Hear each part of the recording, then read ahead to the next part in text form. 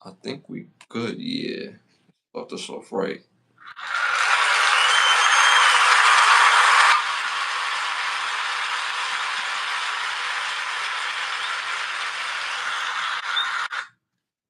Was good, y'all? Was good, y'all? Was good, y'all? What's great? Thank y'all for tuning in to another episode of Can the Brothers Get a Rap podcast. I'm your host, Ashley Lovechild. I'm joined with my co-host, my brother from another mother. Blood couldn't make us any closer. One of the best photographers in the world, my brother Santana. Say something to the people. What's good? What's good? What's good? Appreciate y'all for tuning in. Y'all could have been anywhere else, but you're here with us tonight. And for that, we thank you. We got a jam-packed show for y'all, so we're gonna get right into it. Yeah, yeah, yeah. All right, y'all. Let's get it popping. Episode 148. Y'all already know we on the road to 20,000 subscribers. We just a little over 11,000 subscribers. So continue to like, subscribe, share, get them those rewatches. Got over 350 rewatches of this podcast on this channel. So make sure y'all tap in, leave them comments, and continue to support. There's links for memberships in the pages as well, in every page and in the links in the live feed right now for all those first time watchers tonight. Make sure you tap in different access, different memberships. Again, we got some exclusive stuff coming up in the coming episodes, so be on the lookout for that. We got some great announcements as well. Also, those who are members, remember to get at me in the messages to let me know to show your membership, so that way you can get a Can of Brothers Get a Rap podcast stickers. Get some stickers, get some stickers, get some stickers, put them on your laptop or anything, just to show people you support the show. And it's major, major, major. It goes a long way. Shout out to some of our day ones that's already in the building. Culture in the building, Treatment in the building, Ebony in the building. Some of our badge holders already in the building. Remember, get your badges. Get your badges. Hey man, let's get this started. My hair a little straight, too straight for me. I'm looking all at the thing or whatever. Yeah, I'm good, man. I'm good. I'm good. I'm good. You know what I'm saying? Get the perfect curve, you know? All right, y'all. Let's get it popping. Uh this show is brought to you by our presenting sponsor, Button Snaps.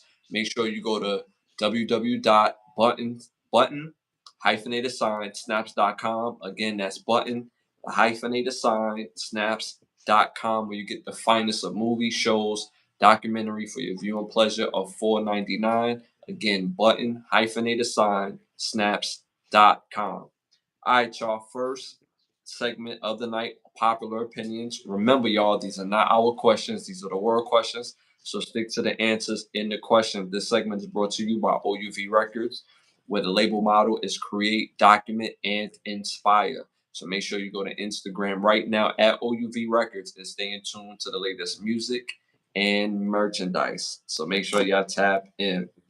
All right, y'all, let's get it popping. First question of the night.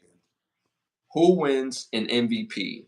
Who wins an MVP? Number one, with attributes, with these attributes, who wins the MVP?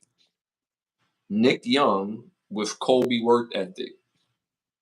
Number two, Rashawn McCann's with Steph Curry shot. Number three, Kenya Martin with Dirk Nowitzki's post moves.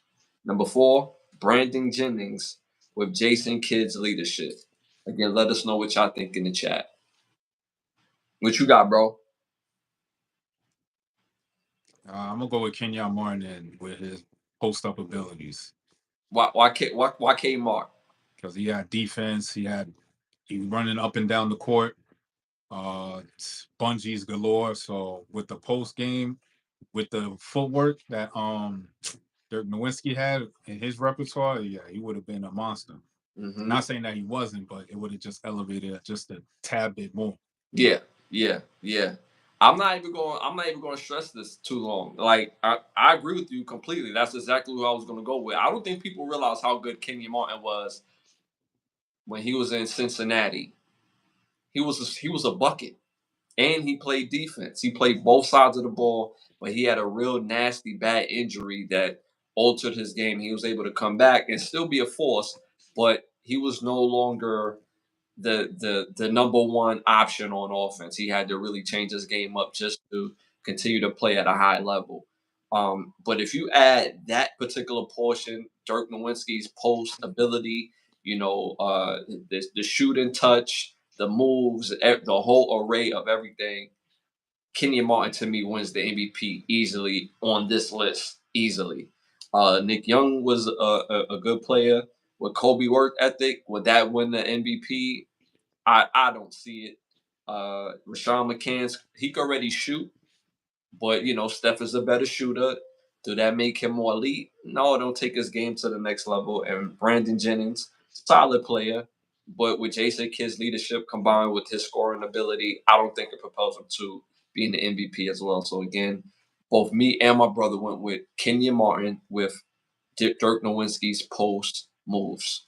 All right, y'all. So I went with that. My brother went with that. The rest of the world at 35% went with Nick Young was Kobe's work ethic. What do you think about that?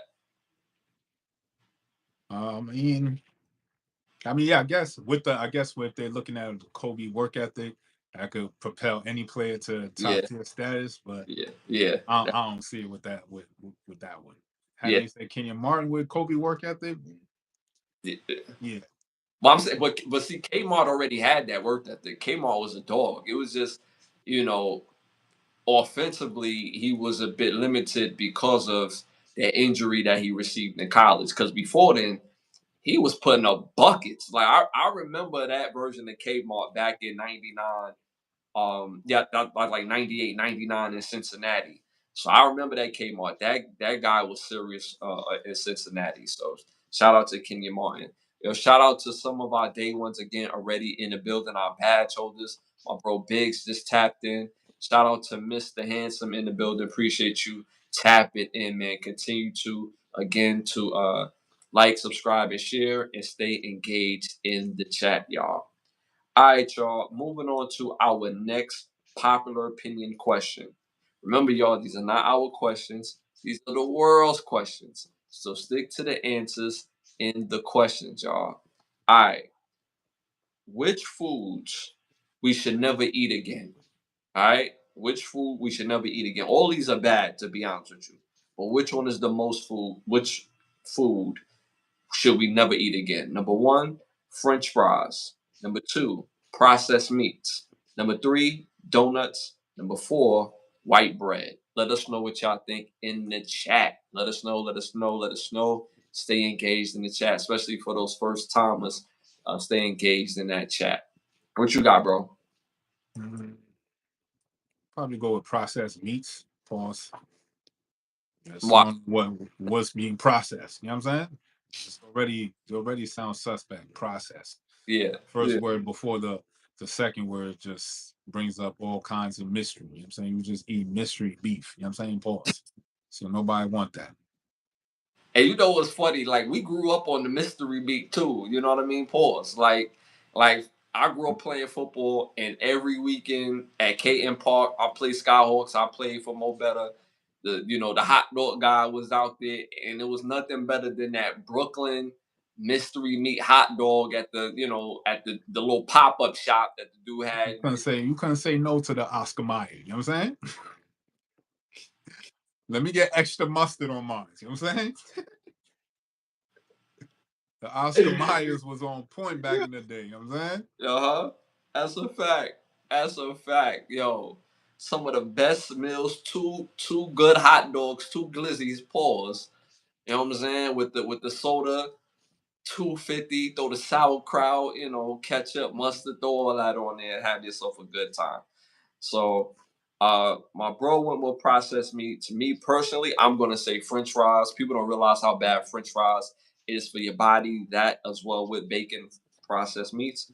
But French fries, people don't realize. People are like, well, it's potato. No, they narrow it down to the nearest molecule, which turns it to something else completely, and it makes it even terrible for your body. So I'm gonna say French fries. Again, my brother, he went with processed meats. In the chat, they're going with donuts and French fries. The rest of the world at 52%, y'all, went with processed meats. What do you think about that? Yeah, because Oscar Mayer don't hit the same no more. You know what I'm saying? They just got all types of different processing that they going on with these concoctions that they making with your bologna. Yeah. What you say? My bologna got a first name? No, actually, it got several first names. You know what I'm Yeah. saying? Because they take odd parts from them and they put them in this machine and then they mix it. He's like, yo, can I eat the pickle then? Yeah, matter of fact, I'm not gonna eat that. Let me eat the pickle now. You know what I'm saying? So yeah, processed meats gotta go. Uh, yeah, that's a fact. That's a fact. Uh, all like I said, all these are terrible for you. Whatever you have on a daily basis, this is terrible, especially because most people do not work out. They're not active, and most people eat at night or very early in the morning. And some people think early in the morning is the best time to eat. Not necessarily. So again, be careful what y'all putting into your bodies. All these foods are terrible for you, but processed meats they went with is the worst, hands down. I agree. All right, y'all. Moving on to our next popular opinion question. This is probably the most serious question we have of the night. I'm joking. Uh, favorite scene in the Teenage Mutant Ninja Turtle movie series. So, out of all the Ninja Turtle movies, one, two, and three, which is your favorite scene on this list, y'all? All right. No, hold on. Before we get into that, the chat going in. Shout out to Pierce in the building. Appreciate you tapping in. Appreciate you tapping in, man. All right. Um, favorite scene in the Ninja Turtle movie in all the series in the complete one, two, and three. Number one, the big fight with I'm sorry, the big Shogun fight with the turtles against the Emperor or the Emperor, right? Number two, Ice T. No, yeah, Ice. No, that's not Ice T. That was Vanilla Ice. Vanilla Ice performing while Ninja Turtles was fighting. That's that's that's Turtles two. Number three, Raphael fighting the Foot Clan on top of the roof. That's Turtles one. Number four is Master Splinter fighting Shredder in Turtles one. Again, favorite scene in the Ninja Turtle movie series. Number one, the big Shogun fight with the Turtles against the Emperor. That's Ninja Turtles 3. Vanilla Ice performing while Ninja Turtles fighting. That's Ninja Turtles 2. Raphael fighting the foot on top of the roof. Ninja Turtles 1. And Master Splinter vs. Shredder. Ninja Turtles 1. Let us know what y'all think in the chat. Yeah, Raphael fighting the clan on the roof is the best scene ever. They ain't have to do my man's like that by throwing them through the roof, but that means that lets you know he was handling business. he was He's handling so much business they have to throw him off through the window. You know what I'm saying? Like, now we gotta get him out of here. You taking too many of our homies down. You know what I'm saying? It was the best scene ever, son. Yeah, that's a fact. Shout out to Rowan Jack, just tapping in, man. Appreciate you as always. One of our day ones, one of our badge holders. Appreciate you tapping in and supporting as always. Thank you, man. I gotta agree with you. I gotta agree with you. Raphael, doing what Raphael does, often goes alone, hits the roof just to get his mind together. Just straight, that's New York City vibe. You know what I'm saying? We got to get our mind together. We got to go for a walk type of thing. The Foot Clan being a ruthless clique that they are, you know what I'm saying? They roll deep, you know what I'm saying? During the day, they work day jobs, but during the midnight, it's time to get activated, and they jump my man's in them on the roof. You know what I'm saying? Now, mind you, Raphael was holding it down, but I don't think people realize how skilled the foot was and how deep they roll on a regular. Like they walk out the crib with 100 deep. Like that's a lot 70, of dudes. 75 of them disappeared when the smoke hit the ground. You know what I'm saying? So you don't even know where they went. The foot was on point. You know what I'm saying? Like, and he was giving them the business. So shout out to that scene. The foot was wild organized. Yo, I forgot how crazy they used to be with the smoke bombs, and they just like, yo, where they go? You know what I'm saying? Just disappear. You know what I'm saying? Straight cat burglar. You don't even hear them creeping. You feel me? And you remember how nice Keno was trying to be a foot? You know what I'm saying? So imagine that was the try to level up his training and shit, be a better criminal. Like, yo, the Foot Clan was ill, so they tried to level it up from a junior criminal to a top level, top tier executive criminal. You know what I'm saying? There's levels to this shit, baby. You know what I'm saying? First you start off robbing little pizza shops for the porters. You know what I'm saying? That's what you start off. That's the junior crew. You know what I'm saying? That's the junior Foot Clan. You know what I'm saying? Then you level up to different levels of fucking criminality. You know what I'm saying? Right. Because you start off with the petty theft. You know what I'm saying? Right. You gotta start off petty. You know what I'm Yeah, saying? still a little wallet. robbery here and there, a little stick up here and there, light shit. You know what I'm saying? Still a car radios, you know what I'm saying? You get your little carburetor here and there. You feel me? A little light shit, nothing crazy. You know, so if a dude Keno, you know what I'm saying, they say, yo, you gotta get all this right here. You know what I'm saying? You gotta strip this body of just all the things they put on it. He was like, yo, you got a couple seconds to do that. They threw the puff, you know what I'm saying? Keno, you know what I'm saying? And that was the qualifications. Top tier qualifications. All right. So again, I went with Raphael fighting scene, the foot on the roof. My bro went with that as well. In the chat, they also went with that as well.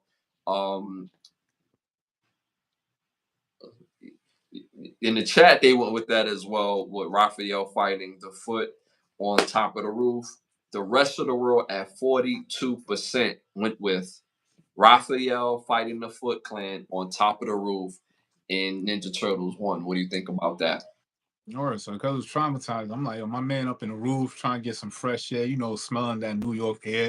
And then all of a sudden he just get thrown out through the window onto the ground. It's just like, damn, what happened to my nigga Rap? So I find out he was fighting 50 niggas. Like, while the rest of his brothers downstairs bullshitting, son.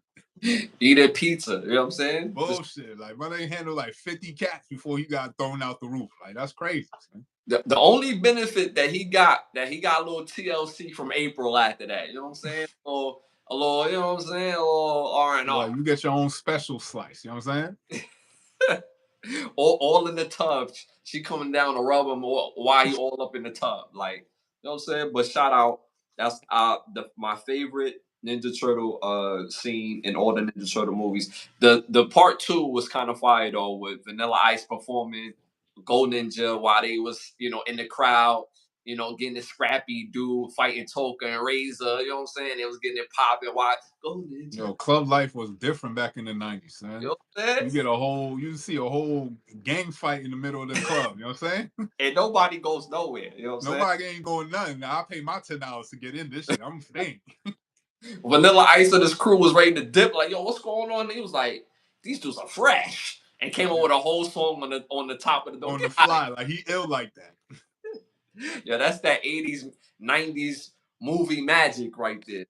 So shout out to the Ninja Magic dust all over that scene. Magic dust. And shout out to the Ninja Turtles. I believe this is the 35-year anniversary of the Ninja Turtle movie. Classic. You can't even make a movie like that no more. So you mean to tell me I was 5 years old when this movie came out, though? My whole world would just, you know what I'm saying, change for the rest of my life. Yo, shout out to the Ninja Turtles. What a dope franchise. They were so dope that the music they performed, the artist was able to go on tour. That's crazy. Like, yo, our music catalog so crazy from the actual movie. We're gonna send a couple of y'all on tour, just throw the suit on and just, you know what I'm saying, just perform in boogie, and they was getting paid millions for doing that, which is crazy. And fire. That's how top tier that is. All right, y'all, moving on to our next segment.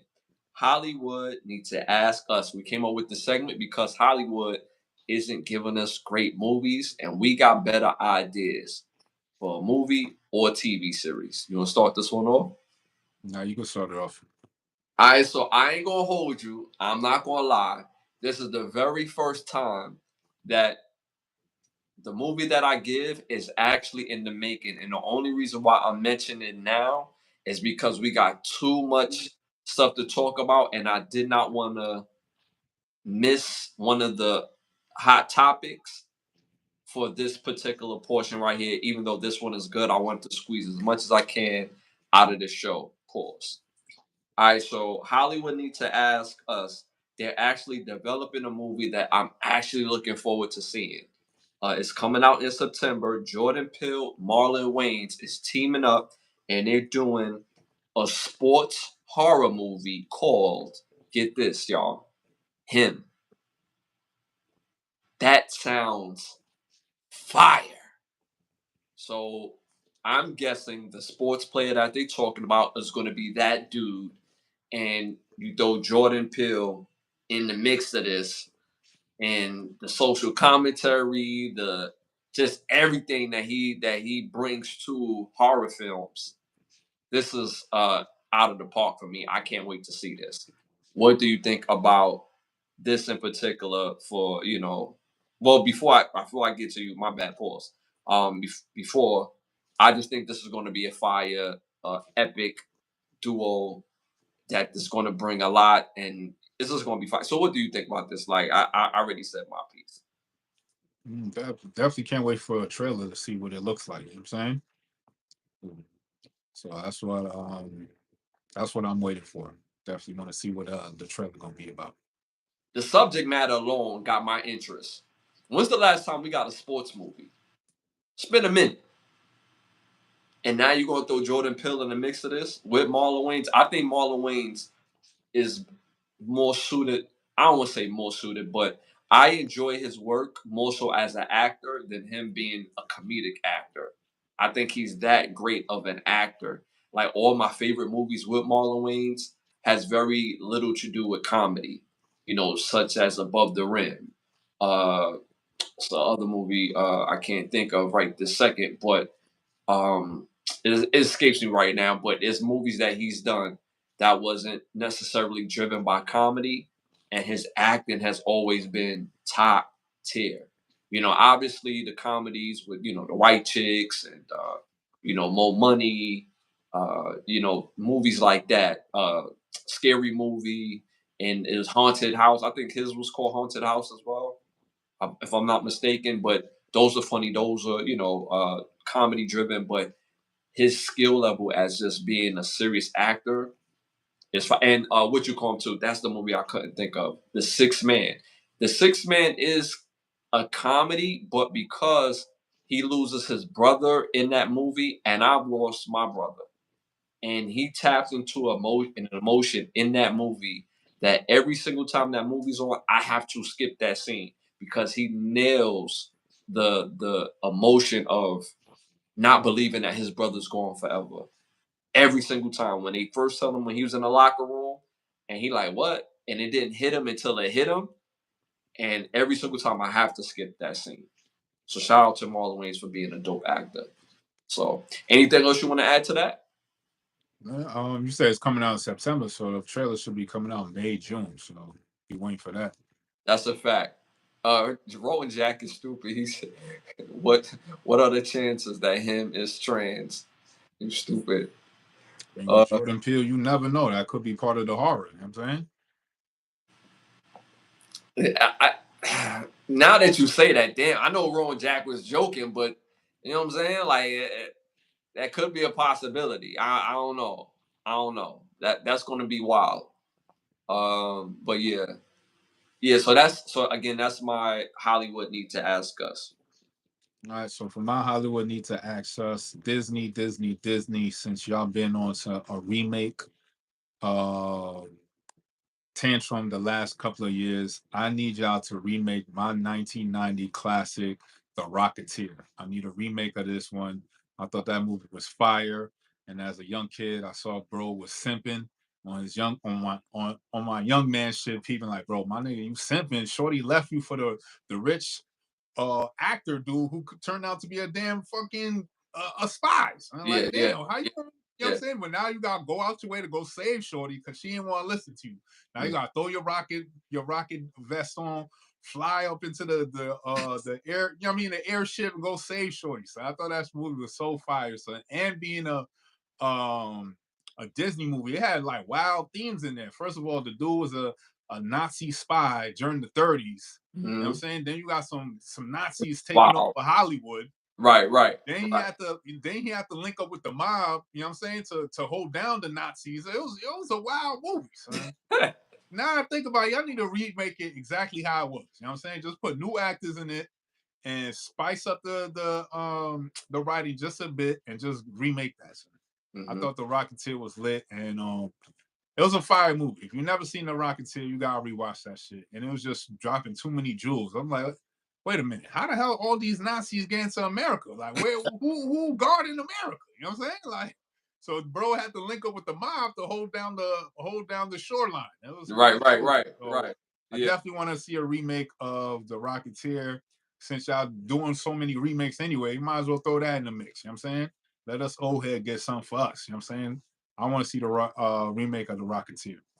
Rocketeer was fire. Do you think he was a bigger simp than Sam Rothstein though? Because this is top tier simping we're talking about here. Yeah, they both on the same level because bro had to go out his way to go save her, knowing damn well he already saved her, but she didn't want to listen. Mm-hmm. So it's damn near on the same level of simping because both of them was going way out their way. You know what I'm saying? Way out their way for no apparent reason, son. For women who don't listen from first of all. Mm-hmm. Yeah, that would be dope. Rocketeer was a good time, very nostalgic. I would love to see that as well. That would be fire.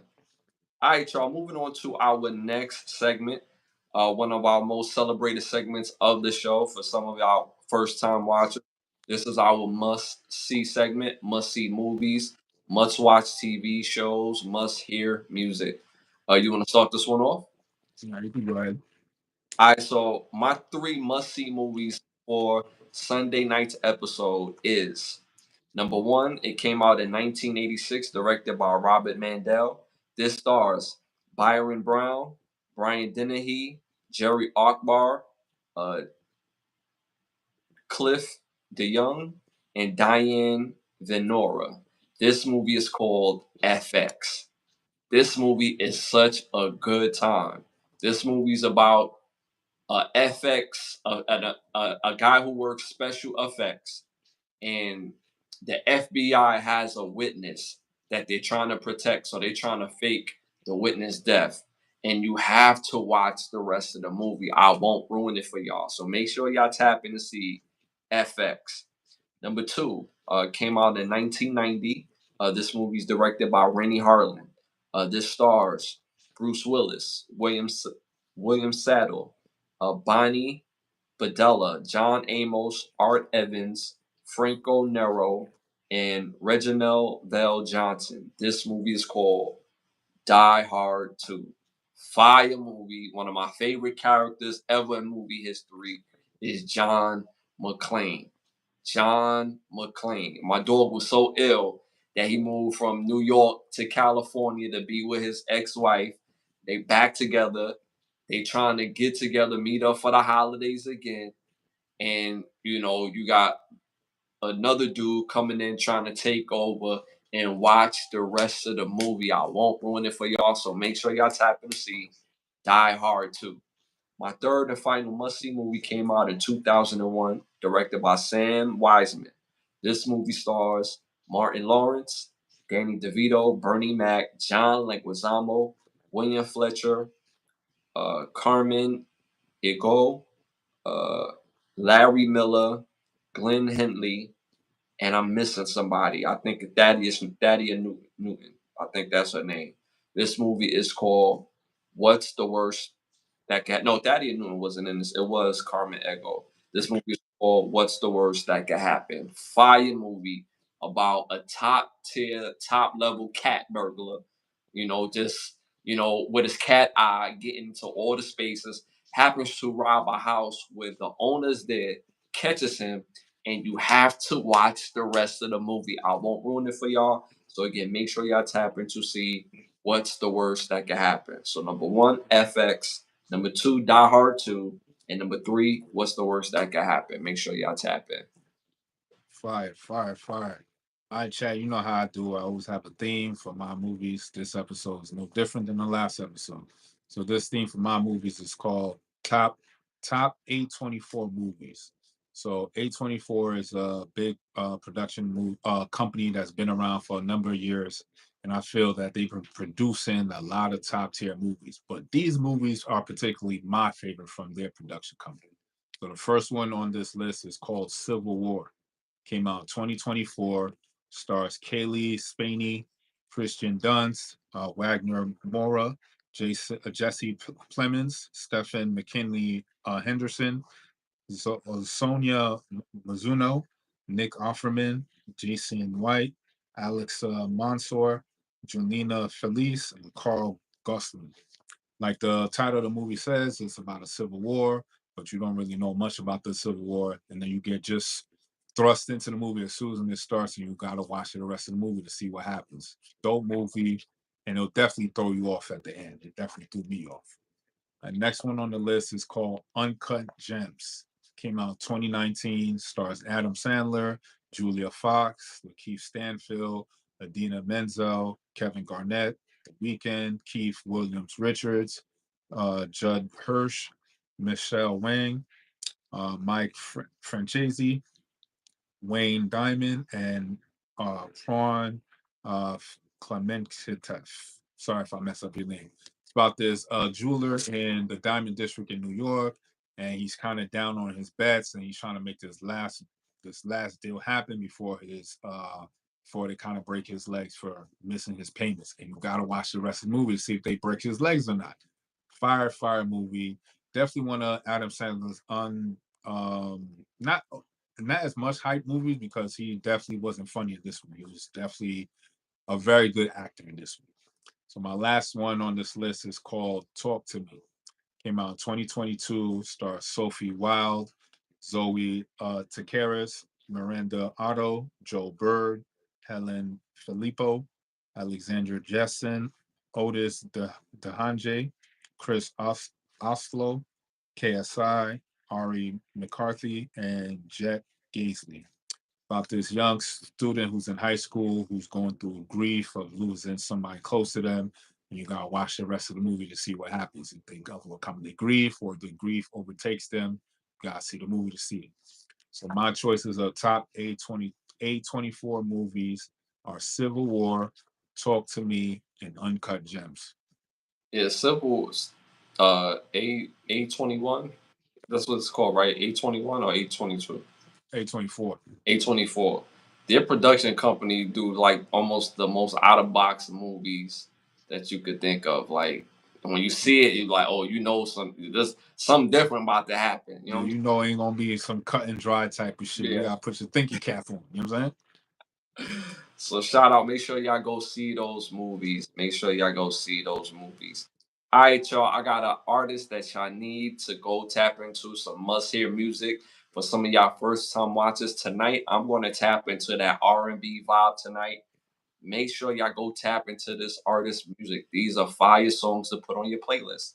I gotta tap into the very great actor Jason Weaver. He was also an artist. He was actually an artist before he was an actor, or probably at the same time. He's most known for doing Akuna Matata, you know, those great songs from The Lion King.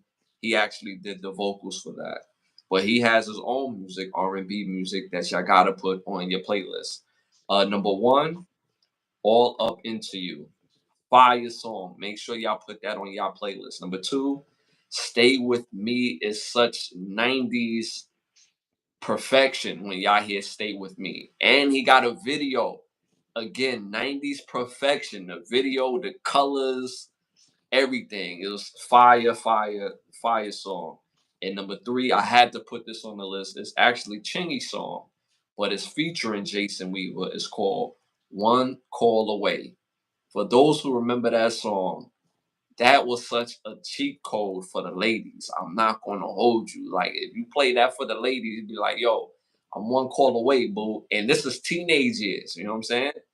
And this is the time when we had like MySpace and things where we could leave our own personal messages, or we left the music, let the music play on the message. You know what I'm saying? And this was the time where when you really thought of your woman, you sent her a song. You know what I'm saying?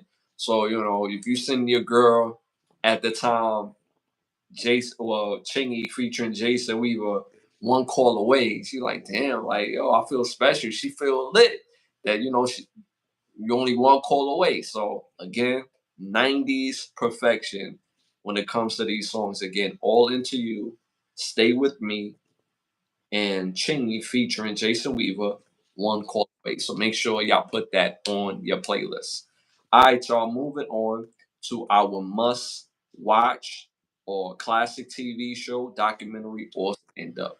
You want to start this one off? All right, y'all. If y'all love a good drug opera, this is a new genre I'm quoting right here. Y'all love over the top drug operas with just overly over the top, just guns shoot 'em up, just mad bang bang going on. You definitely got to tap into Gangs of London. I mean, this is over the top machismo. If you the top tier drug enforcer, you want to watch this one. You know what I'm saying? It has 2 seasons. The third season just dropped not too long ago, so you can catch up on that one.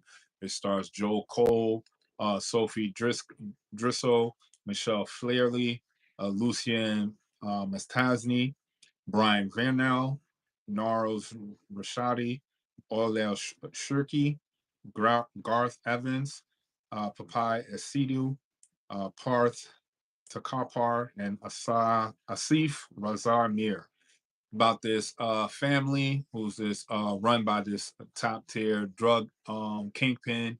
He dies, and the son has to now take assume the role as the new drug kingpin, but then he has to find out how did his father die, and you gotta watch the rest of the series to watch this drug opera. I mean, top tier drug activity. You know what I'm saying? When they got a whole bunch of cane, whole bunch of bullets, you know what I'm Yeah, saying? Whole bunch of dynamite. You know what I'm saying? What more yeah, can you ask for? Just a whole bunch of deals going down, yeah. mad bodies dropping. So it's a good time if you love some drug opera. It's called Gangs of London. You can watch the 2 seasons right now on Netflix. Fire, fire. Make sure y'all tap in. Make sure y'all tap in. A quick shout out to Pierce in the building, Kyle T in the building, Sherman Barr in the building, uh, the Cave Room channel in the building, and my boy Kasim in the building. Well, you know, y'all better off knowing him as F Jones, Cocaine 45. Bro was in the building. Appreciate you tapping in, man. Shout out to Christopher in the building as well. All right, y'all. Fire show. Make sure y'all go tap into that show. My must see classic TV show, documentary, or stand up for tonight's episode. I gotta go with HBO's Tales from the Crypt. It came out in 1989. It was on for 7 seasons, y'all. 7 seasons. Fire show. This stars John Kassir, who's actually the voice of the Crypt Keeper. And it was such a fire show. Obviously, every episode was different, but it was never like throwaway episodes. It was always great horror, classic themes, and a little social commentary was actually thrown into Tales from the Crypt as well, each and every episode. So Tales from the Crypt, make sure y'all tap into Tales from the Crypt. It's a classic show for me. So make sure y'all tap into it. You remember Tales from the Crypt, the TV show? I gotta rewatch it. It's been a long time since I remember even like one episode. Hmm. That was a good time. Like especially the beginning of the beginning of Tales from the Crypt. If you ever binge watched it, it didn't have so much gorge in it where you can build binge watch it. But that I remember the HBO at the time used to have like a big build up for Tales from the Crypt. So they had like the thing where you all through the door, you go through the house, you go upstairs, then you go downstairs, you hear the steps and everything. You go through the caskets, the chemistry stuff. I don't know what chemistry got to do with death, but okay, you know what I'm saying? Got to go through the chemistry, go through another casket, and he jumps out with the laugh. Classic stuff. So make sure y'all tap into it. It's great material. Shout out to Roman Jack. He just gifted some memberships. He just gifted some memberships. Some thank yous are in order for those who was gifted in the chat. Hit Roman Jack with them thank yous, man. We appreciate you again for supporting the show each and every episode. Thank you. And for those who got gifted, again, that man is owed some thanks. So again, send him some love as well. All right, y'all. Moving on to our well, oh my bad. You got cologne for us? Definitely got cologne for y'all. You look good, you feel good, you smell good. You're gonna do good. This week is the fragrance is called Drift, and I'm sorry, the brand is called Drift, and the fragrance is called Open Road. So get you a bottle of Drift. Again, the fragrance is called Open Road. Fire. Make sure y'all get that open road. Again, the goal is to smell good to get the girl so she can get you right. If you know what I mean.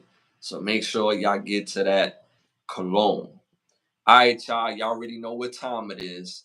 It's time to wrap. This segment is brought to you by Button Snaps, where you get the finest of movies, shows, documentaries, and stand-ups for your viewing pleasure of $4.99. Again, Button Snaps. You go to the website right now. Again, that's www.button hyphenated sign snaps.com. That's button hyphenated sign snaps.com. Make sure you go there right now. All right, y'all. First hot topic of the night. Is it out of pocket or is it just keeping up with the times? There was a church that received backlash for passing a credit card machine during the offering. What do you think about that? I mean, that's business. You know what I'm saying? You gotta get all the dollars you can get. You know what I'm saying? Like, I'm surprised they ain't passing around the credit card machine earlier. Right. You know what I'm saying? Like, whoever thought of that is a genius. Now, I bet you all pastors gonna follow suit and just get all the credit card machines passed around and swipe. You know what I'm saying? Apple Pay, all that, Venmo, Cash App. You know what I'm saying? They're gonna get you for all your dollars. You know what I'm saying? So Hmm. I ain't mad at it. Y'all keep going to church and they keep in your pockets. That's on you. Well, they say to get in the word from God is supposed to be free, but the presentation and what they do for the neighborhood that takes some elbow grease, and they gonna need your money on to do so. In all these years, what? Not saying that they haven't. Not saying that churches don't do for the community and this, that, and the third. But in the last 60 to 80 years, all the money that people of melanin color put into churches, what have you gotten back from it?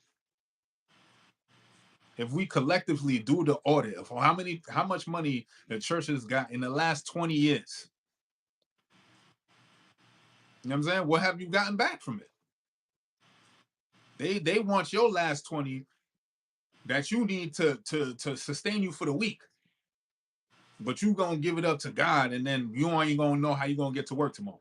Because you just gave your last bread for your gas for your car, but you gave it to church. And they left you with some prayers.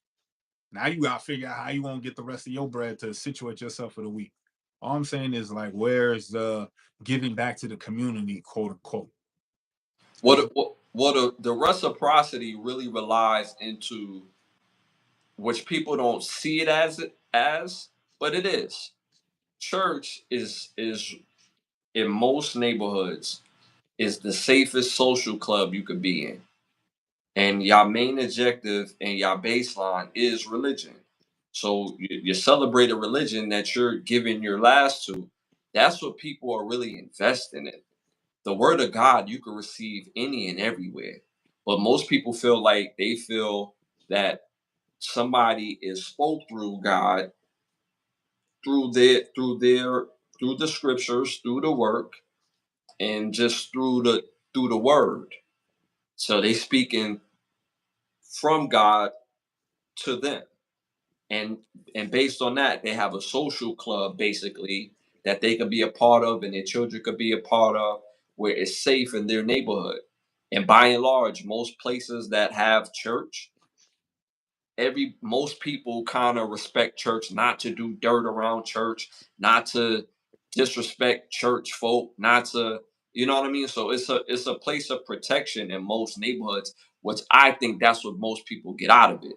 Now when it comes as far as throughout the years invested in your money, if that's worth investment protection is worth the investment because it's a form of protection as well too. Just being associated, right? So I think that's what most people get out of it. Um, the financial aspect is like you giving your last, dog. You giving your last in hopes that they're saying that yo, when you give your last, you're gonna get it right back. So I mean, When they getting it now, you getting it. I don't know when they. I don't know when fate. I don't know falls on your lap or something. hmm But they getting the bread now. right, They right. getting their solutions met now. You getting yours later. I don't see how that's a even exchange. Mm. But that's how I had to look at it more so that way as I got older and be like, yo, when I really think about it, if there's a lot of churches that are doing the work, and then there's churches that are not, right? So when we know this, you kind of figure out like how do you figure it out, right? As an individual, right? In your area, in your neighborhood, right? And that's what you basically get out of it is the social club, is being able to be social, see your people, see, and that's what they really get out of it for real. Money, they like, yo, you gonna make money, you gonna spend money, you might as well spend it in the church. So I honestly believe that with this credit card machine being passed out during offering, I just think that it's just keeping up with times. I really believe that. So I know they had mentioned that in the chat, but I really believe that as well. It's just keeping up with the times as well. So, all right, y'all. Moving on to our next hot topic.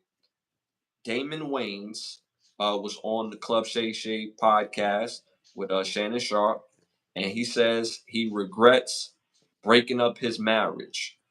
He alluded to breaking up his marriage because when he was hot in Hollywood, and his friends like Eddie Murphy will invite him to to the boat. They on the boat, him, his family, and he's on the boat with Eddie Murphy. And Eddie Murphy, got the ladies and all that, and he's looking at that like, yeah, I want one of them ladies.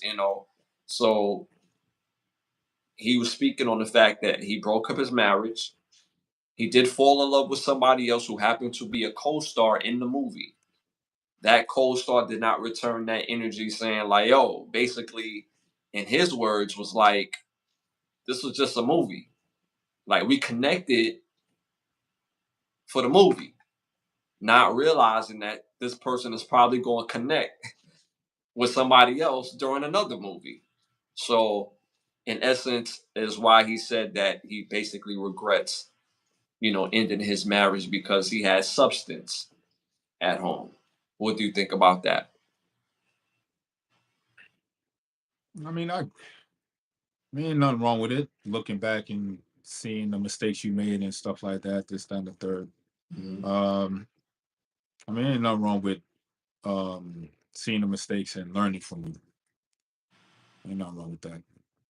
hmm Now, if I don't want to put you in his shoes, but um, I think based on what he's saying, basically, in my opinion, it's so crazy when I hear that as a younger man. It makes you wonder, like, what's really important. Damon Wayans is 65. He accomplished a lot in his life, and his biggest, not his biggest, but one of his regrets was not keeping his marriage together, which I found very interesting. He said he spoke that he fell in love, a few times after his divorce. So I just found that very interesting, moving forward, because he did mention that he was in a relationship with a woman that he was deeply in love with, that happened to be with one of his nephews prior to. Yeah, and they said it was cool. What? Yeah, Hell no. yeah, Nah, you lost me with that one, son. I'm not talking to. Look, hell no, son. Like what? Your nephew's side? That's yeah, disgusting, son. yeah, What are you talking about? yeah, Like, nah, son. I don't care if my brother sneezed on her. I'm not looking her way. You know what I'm saying? After he said, God bless you, that's it. That's his woman. That, you know what I'm saying? That's it. What you mean? After you're done, I'm gonna go holler at her. What? So after That's he's like, sus. Yeah, that's Hollywood for sure, man. That's real Hollywood shit right there. That's some real Diddy shit. Then Diddy holler at one of his son's ex shorties. Like that's weird. oh, I think so. Yeah, Exactly. That's weird. That's yeah. Hollywood. What Vernell Hill said? That's Hollywood tough, man. Nah, Get you lost me with that one. The first one of you having it. regret with your ex-wife and that I can understand being old because who wants to be 65 and alone? I get that part. But then when you said that goofiness, yeah, you lost me. What? You should have kept that to yourself. Nobody need to know you hollered at your nephew's side bid. Like what? And you got turned down too? That's even worse. Well, well, he was with her. He was with her. They was together, That's terrible. That but don't even they make didn't. that don't make the situation any better. Had it would have been better if he got deaded, but y'all was together, so Right, y'all shared relations with a woman that was with your nephew before you. right. Nah, so Yeah, that's some real Hollywood. Keep it in the family, Wayne's brothers, love, and this, that, and the third, and y'all mixing and loving on each other's ex-wives and baby mamas. Y'all all sharing the same women. Like that's disgusting, son. yeah. The Because pool is dirty, son. Y'all I, gotta clean out. Y'all gotta clean out the pool. because I wasn't saying it to make it better. I'm just giving it context that he was with her. They was together, but it didn't work out. But he said he was in love with her. So, but Shannon Sharp asked. He was like, "Yo, so I know the family was relentless when that happened." He was like, "Yo, every time they see me, they was, jokes galore. Every time they see me because again, one of the nephews was with her prior." Before said relationship. Yes, just just nasty work. Yeah, that's wild. I've never had a friend and he dealt with a girl and I say, yeah, I'm going to double back on her for bro. Nah, I never did that. Never. Never, never, never, never. Never It's did. too much. It was too much women out here for you to do that. And then on top of that, you have a certain level of fame, status, and you still do that. That's why Gordo was right. They pick niggas for this shit, son. Mhm. Real niggas ain't gonna do shit like that, especially if you already have a name and status. Mhm. Man, you can holler at the damn stewardess. You can holler at the damn the waitress if you wanted to, any female. But you pick your nephew's ex. That's the best you could do. Okay. He said, see it, and here's another thing too, which is a terrible caveat, right? He said she was fine. I don't care if it's the finest woman I've ever seen in my life and she looked better than her. I don't care if she that fine. Me personally, once my bro is there, I'm not there. I'm just not at the party. I mean, I just don't get down like that. Like when he gets you, we got you. You know what I'm saying? And you get what I mean by we got you. It means you're now considered cis. I never will look at you in a sexual, romantic manner ever. That's what I mean by that. That's cis right there. Oh, word. Oh, hey, what's up, sis? Your name ain't even your name anymore. You cis now. So, but that's what he said. That's what he said. Anything else you want to add to that? Shit, none of our people ever have clean records. You're always going to have a blemish on your record. You know what I'm saying? This Hmm. is a very detrimental blemish on your record. Yeah. You dating your nephew's ex and then falling in love with her. Like, what? Yeah. And then you going around telling this story like that's something to tell. That's crazy, son. I never seen my pops hollering at a shorty and then I'm looking at her like, yeah, when he done, I want to holler at her. What? Mhm. Never. Or my uncles. I've never seen Never. my uncles. My What? my never did that to each other. I ain't never seen, you know what I'm saying, people I know do like nah, son. Yeah. It's like how y'all comfortably do that. Like that's why it's like all y'all are weird in the industry. You know what I'm saying? Y'all Yeah. weird as hell. There's nobody, there's no outsiders that come in the industry. It's everybody that's already in and they brought in by their families. Mm-hmm. It's no outsiders. Mm-hmm. Yeah, that's wild work on that aspect. But again, I could respect the fact, like I said, alluding to the fact that he missed, well, he regret breaking up his marriage. All right, y'all, moving on to our next hot topic.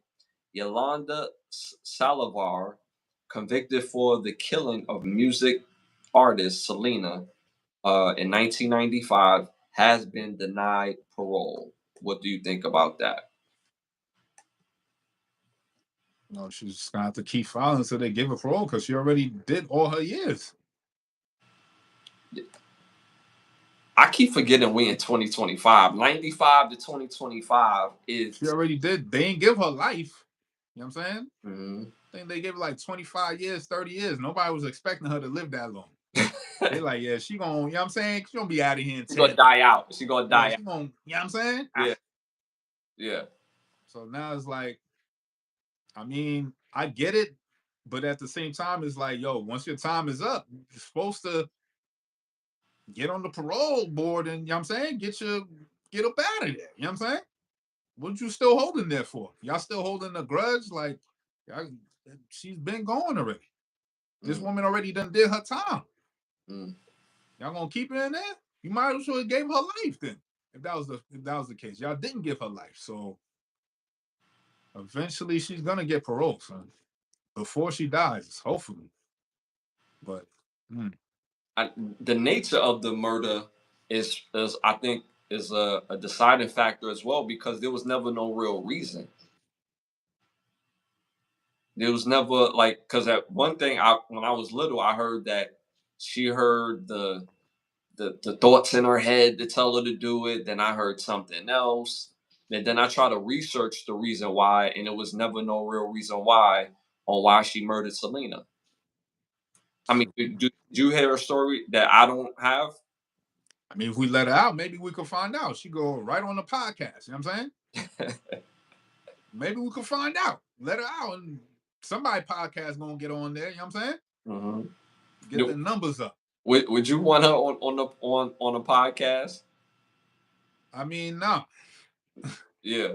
I mean, I honestly, I don't care for. I never really cared for Selena. It's not my. You know what I'm saying? That wasn't my forte as a Right. kid. It was just was sad the way it happened. Right. You know what Facts. I'm saying? Yeah. And we Facts. lost somebody that was a beautiful soul, this, that, and the third. For what reason, we don't know. But Hmm. I wasn't bumping Selena. Like, let's not get it twisted. You know what I'm saying? Hmm. It was 95. It was too much head cracking in the city for us to be bumping Selena. I'm sorry. In 95 in the city, boy, listen, you got too much heat out there. Selena was not one of them, respectfully. You know what I'm saying? It was too much For heat. my young self in 1995, we talking about my young self in 1995, what music I could get access to. And I wasn't trying to get access to Selena unless they played it on KTU or something like that. You know what I'm saying? But Right. other than that, we wasn't going hard for oh, we got to bump Selena. You know what I'm saying? Right. It Right. was just tragic about how it happened. And it was just cold blooded. You know what I'm saying? And then seeing the movie, it was like, damn, that's how it Uh happened? huh. Cold blooded. You know what I'm saying? So that's the only reason we felt bad about it. So, but at the same time, she already did her time. Uh huh. She Hmm. did her time. What y'all still keeping her for? Hmm. I mean, well, why let her out? Just keep. You gonna die off in a couple. I don't. I don't. Matter of fact, I'm gonna retract that. I don't want to put that type of energy around this woman. But she did murder this young woman for no apparent reason. She snuck out her life. But it's like at this point, whatever the qualifications that it is for her to get released, she's not meeting it. They not releasing her for a particular reason, for whatever that is, and she's not meeting it. She was in from 95. We in 2025. You think all that time will be like a humbling stage for whatever you got to do, she got to do. Obviously, she never met no Muslim brothers like how my boy in South Central met the Muslim brother, help OG Bobby Johnson clean his life up, and was able to get out and go see his son. Little Bobby Johnson. I mean, look, yeah, little Bobby Johnson. You know what I'm saying? T Rock Daddy. You know what I'm saying? So she never met nobody to help her clean up her act in jail. So, I'm gonna give y'all one of these. I want to say the F word, but I'm not. Like, all right, whatever. You know what I'm saying? She in there, she in there. Oh well, too bad. All right, y'all. Moving on to our next hot topic. Pro-life activist was sucker punched during a New York City street interview. Uh, they caught the girl. Brianna Rivers was arrested. What do you think about that in both situations? Maybe the no disrespect to the announcer who got hit, but maybe if she was next to a bear, she might have been all right. She was next to what? A bear.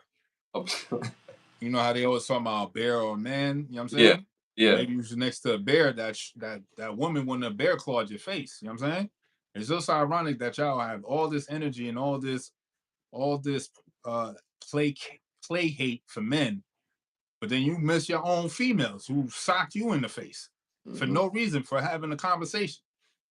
You know what I'm saying? Like a Hmm. lot of these women are unhinged, unqualified, like just got too much going on, and you could see it. Like, was that necessary to punch her in the face? No. I Yeah. thought women can use communication. I thought it was a sisterhood. I thought it was a girls. All those terms mean nothing. Once your foot is in the fire, all that shit is going out the window. Hmm. I Emotional hope you press intelligence. charges all to the fullest extent. You know what I'm saying? Fullest extent. Make sure she go spend time in jail. That's what I want you to do. Go You know what I'm saying? go sit with Master Splinter and them. You know what I'm saying? Figure your life out. Sit down, think about shit, what you did. You know what I'm saying? Uh huh. And now Uh, you're gonna try to have crocodile tears and all that. Nobody trying to hear none of that. Just like y'all try to scapegoat with the chick that hit the other chick with the baton. What happened with that case? yeah, that's crazy. That's Where's the charges on that? that's crazy. That's crazy. Y'all letting these women run wild out here with no consequences. Hmm. It's like, where's the emotional intelligence? They never had it. It don't even make no sense. Emotional intelligence is two words they put together to make it sound good, but you have an emotional intelligence for yourself. Hmm. You know what I'm saying? You don't got no intelligence in knowing when your husband don't feel good or he's having a hard day. You don't got no intelligence for that. You Hmm. got all the intuition to know that the nigga cheating, but you don't got no intuition to find out before he cheats why he looking the other way. Shout out to Laura in the chat. Shout out to Ace in the chat. Appreciate y'all tapping in, man. Um, but yeah, like I seen some of the comments and people's were like, she should have known that she was about to get two piece. Not necessarily. In New York City, that's the average conversation. That's just two people being passionate what they talking about. The two piece was a total sucker punch. Mind you, she's bigger than her, and you having a discussion, and you come into her platform. She's doing interviews, and you're on her platform, and you disagreeing what she's talking about, which is fine. But to haul off and two piece her because you're having a disagreement, and she's basically making you look bad based on your stance, that's not no way to solve the issue. It's a street interview. You could say, well, you know what, thank you for interviewing me. I'm out of here. Or you just walk off and be rude. Simple as plain. You didn't have to put your hands on her. And what did that's gonna get you? Where it got her right now. She's locked up. And she should be. She should be. She two-pieced the girl for no apparent reason, just for having a difference of opinion. Like YouTube, for example, there's people that get in the comments and have a difference of opinion, right? If it's logical, I could look at it and be like, okay, they have a difference of opinion and they're speaking their opinion is based on logic. Their opinion is not based on feeling, right? If I met them in person and we had that same disagreement, I don't expect them to I don't have that energy where people could think they could punch me in the face. But at the end of the day, it's like you playing with your life at that point. So having a difference of opinion makes you put your life on the line, especially when we're adults, especially when we could talk about things, we could joke about things. We have all these things going on as far as communication, but we can't communicate from a passionate standpoint and still would not put our hands on each other, it causes that where you put your life on the line, you put your livelihood on the line. Because I would think that girl has a job. So now she's going to jail. Now you lose your job just because you couldn't keep yourself in check. Remember what I always say, learning how to comprehend on the fly. Understand what people are telling you so you could do what, y'all? Avoid the crash out. People crash out because they're not comprehending in real time. Say this all the time, man. Shout out Rowan Jack. Also, Ash will go to Florida, man, in person. I'm trying to tell you, man. Trying to tell you. Tell him again, Rowan Jack. He's stupid. Tell him again. Yeah, man. So at the end of the day, having a difference of opinion don't mean you should get punched in the eye. Don't mean you have the right to punch somebody in the face. They haven't disrespected you by having a difference of opinion. A difference of opinion don't mean adversarial. We said this episodes ago. I preached this. Just because I have a difference of opinion of you doesn't make me your adversary. I'm not your enemy. I have a difference of opinion. That's like sports conversation. When they say, "Oh, who's better, Jordan or LeBron?" and you say, "Yo, Jordan is better. He's a better player, straight up and down."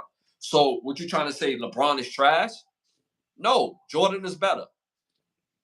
Doesn't mean LeBron is trash. People go to the extent of trying to make a point and then moving the goalpost to the point. It's just a difference of opinion. That's it. That's all. It's not the end of the world. We all can have a difference of opinion and just move forward. Simple and plain. Like even people that support the show, right? The people that support the show don't always agree with what we say. But because the things that we say are based in logic, like, okay, I disagree, but they don't stop supporting the show. See what I'm saying? With this girl, did she deserve this? No. Take her ass to jail. Send her to Turkey. We haven't said that in a minute. Send her to Turkey. Send her to Turkey. For some of our first time watchers, we got an inside joke called "Send them to Turkey" because Turkey has one of the strictest laws in the world. Send her to Turkey. Send her to Turkey. Shout out to Rowan Jack again, gifted again. Appreciate you as always, man. Exactly, Santana, Rep Crips and Ashes of Blood, but they always get along. That's my brother right there. You know what I'm saying? That's my knocker right there. You know what I'm saying? Pause. You know what I'm saying? Blood, sweat, and tears with this man. Pause again. But this is my guy. This is my guy. I would take your head off for my guy. Pause. So, my brother, man. Chill. You know what I'm saying? You know what I mean? Feel me, cuz? You already. All right, y'all. Moving on to our next hot topic. Megan 2.0 new trailer just dropped. Are you looking forward to seeing this movie? I wasn't excited to see the first one, so I'm not too hyped to see the second one. Okay. Okay. And that's mainly because you wasn't hyped to see the first one? Nah, like Okay. didn't entertain me, didn't hype me up to see it. Like if I watch it on some rando shit, then yeah, but I'm not going on my way to go see it. That's just me personally. I'm not gonna hold you. When I seen the first one, it was an interesting take on what they was trying to do. But obviously you gotta go see the movie. So when I saw the movie, it was like, okay, it was kind of bland until when she started getting her kills on. When she started hitting them with the, you know what I'm saying, with the freaky little two bop, you know what I'm saying, throwing the arms at the same time. And, she got the big knife and all that. I was like, oh, all right, she get activated. Cool. I like my horrors to get activated. But I'm really looking forward to seeing this. This gives me a Terminator vibe because they bring her back. They turn her into a Teletubby and then they got some other new technology that's looking to kill off all the people that made the old technology. So that way she could continue to, move about. And they like, yo, we gotta bring her back into the fold and they gotta build her a bigger, better, stronger body, hoping that she don't go on her killing spree. but they only basing it because no matter what she does, she's going to protect that little girl. So it kind of give me like a Terminator type vibe for Mega 2.0. It has an interesting uh take on this particular one. I'm actually looking forward to see. I won't say it's a day one for me, to be honest with you, but I'm going to see this within the first week that it comes out. So me personally, I'm looking forward to seeing this as well. Shout out to Sergio that's just tapped in. Again, hit them likes, y'all. Hit them likes in the chat. Hit the 100s, hit the 100s. Appreciate you tapping in, especially if this is your first time. Tap into the membership portion. There's different memberships, different access, different memberships, y'all. All right, y'all. Moving on to our next hot topic. Former AI DuPont Middle School principal Tasha Oliver is facing felony rape counts for alleged sexual abuse spanning from 2010 to 2014. What do you think about that? This is this is our educators right here. This, you know what I'm saying? These are the teachers you're supposed to put your faith and your trust in. Like, this is what they've been doing the last 20 years. These are the most cases of sexual assault by teachers that I've ever seen in all my life, son. The teachers is on the kids now. This is crazy. It's just horrible, son. So it's like, as a parent, how do you like put your faith in the system that don't give a fuck about you? Like, it's crazy how you're supposed to move forward. How is society's gonna um how are they gonna mend the faith that has been lost between the student, I mean the teachers and the parents and the school and all that other stuff? Is like, how do the parents feel like their kids are gonna be safe when they go to school? Like, you got school shooters, you got all this other stuff going on. Now you gotta worry about the teachers touching on the kids too. Like, goddamn. Yeah, You gotta worry about teachers planning, you know what I'm saying, the choo choo on them. Like, this is crazy. Instead of doing a student, what's we call, what's it called? What was it? A student plan, not a student plan, but your education plan. You planning other things. You know what I'm saying? You planning yeah, extracurriculars for the weekend. yeah. Your syllabus. You know what I'm saying? You Mm. planning all types of different stuff. Then you wearing provocative clothing, and then you talking about you can wear what you want, and this it's just this whole shit is just it's a joke now. Hmm. Uh,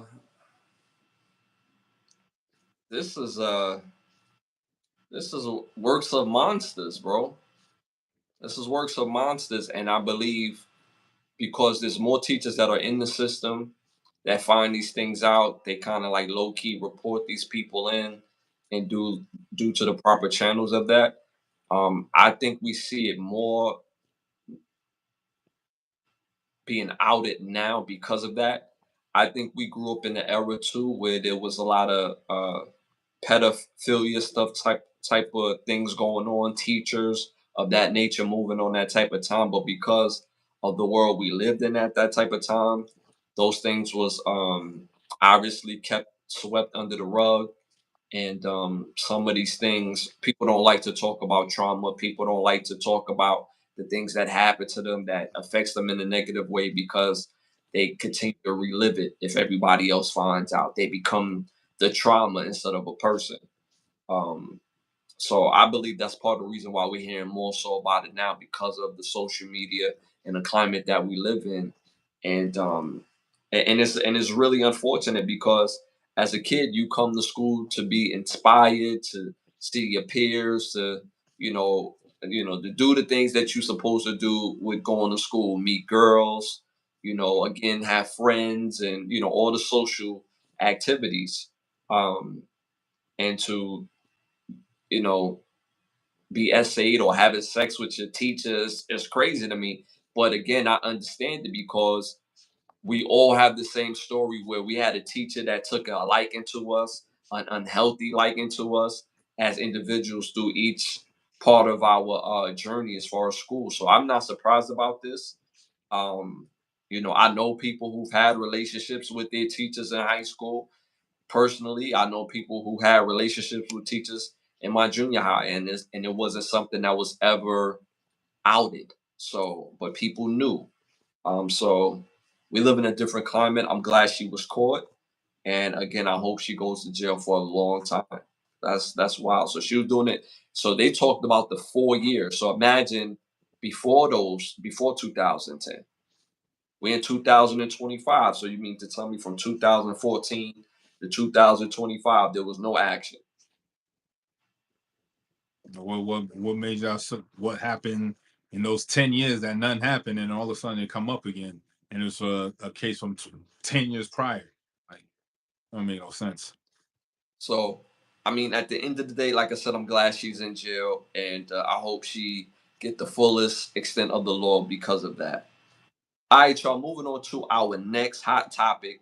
Actor Terrence Howard exposes the dark side of Hollywood and him not being a part of the rituals of success. He said that his career is a good career, but he feels like his career is not of top tier in a sense because he doesn't get those particular roles because he doesn't engage in the rituals that it would take to get these roles. He also goes on to speak about uh, a part of that was a time where he felt like Diddy was making a pass at him because there was a time that Diddy, asked him to be his acting coach. He said when he got around Diddy, he said, "Hey man, show me the script. Show me what you trying to do." And he said Diddy was just looking at him. Then Diddy calls him up again to say, "Hey man, I heard you got some music. You trying to release some music. I would love to hear it. To help you with the music." Terrence Howard brings the music, and again, Diddy just looking at him. And then his assistant says, "Hey man, Diddy reached out to you again. He wants to see you this week, And he's like, "For what?" And his assistant said to Terrence Howard, "I think he's trying to have sex with you." And he said from there, he killed all contact with P. Diddy. So what do you think about him exposing the dark sides of Hollywood and not engaging in the success rituals and the Diddy situation? I think it's kind of convenient that you can speak about it now that one person's locked up in jail. I think that's very convenient. You know what I'm saying? When you was talking about that goofy shit 2 years ago about 1 plus 1 ain't two or whatever goofiness you was talking about, you ain't bring it up then. Mhm. You know what I'm saying? You ain't tell us when this supposed advance on you happened. You ain't give dates or time. So it's like it was definitely before he went to was locked up. So why didn't you speak about it then? Not saying that you're supposed to speak about it uh at certain times, whatever you feel the time is right for you to express yourself, that's it's fine. But I find it just very convenient that when you do speak about it, the person that you're speaking against can't rebuttal what you're saying. So it's very convenient. And then on top of that, Terrence Howard, you're an actor. I don't believe no actors. You're paid to lie for a living. Period. You know what I'm saying? Anything you say is not credible. Because how do I know it's true? Because you could play a rapper, you could play a drug dealer, you play a father, you play a coach, you play a firefighter, you do method acting. How do I know you telling the truth? I don't believe it. Now, if there was evidence of this prior to this, you've had made conversations about this and like in certain ways and never like really said it in an all out way, then yes, maybe. But since we don't have none of this prior to this, and now this is the first time you're coming out, I'm not gonna call cap, I just call it highly suspicious. And it's just, I don't know, I just don't believe actors. You know what I'm saying? I just don't. You know what I'm saying? It's hard for me to really believe y'all because all y'all do is lie for a living. That's what y'all get paid to do. You know what I'm saying? You could be a Thoisy person, but you're gonna play a straight actor. No problem, because the bread is good. How much they paid you to say this? I don't know. I don't believe none of y'all, son. So it's just very hard to believe with no paperwork, no evidence. You going to the police or saying this about this, that, and the third, having to talk with, and then on top of that, how you not have a talk with the man and be like, yo, my nigga, what are you doing? Diddy's that scary that y'all can't speak to y'all? He had y'all shook like that? Come on, dog. Ain't no man can make you do nothing that you don't want to do. You feel me? Anything that a man is making you do that you don't want to do is only two options. Either one of you leave or none of y'all leave. Because can nobody make me do something I don't want to do. The only way you're gonna do that is if I'm out of here. That's the only way. You can't convince me otherwise. If I tell you I don't want to do something, that's it. There's no convincing. There's none of this. So if you're telling me that this man making advances on you and you ain't press him, you ain't do nothing. What'd you do? When the first time he was looking at you funny in the studio, did you say something? Did you address it? You know what I'm saying? That's why I find it highly suspicious. I'm not saying it didn't happen or it didn't. It's just very questionable.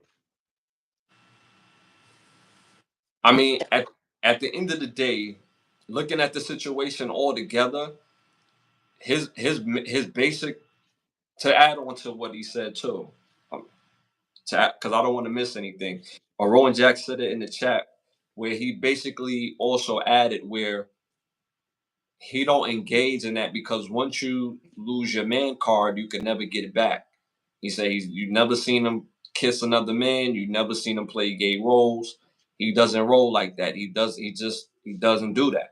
So because he feels like once you give up your man card, you can never get it back, whether it's voluntarily or involuntarily. You're going to need some counseling. And he's saying that most people that are moving in Hollywood, you kind of see them wear the shame, and it's hard for them to get away from the shame because they gave up their man card.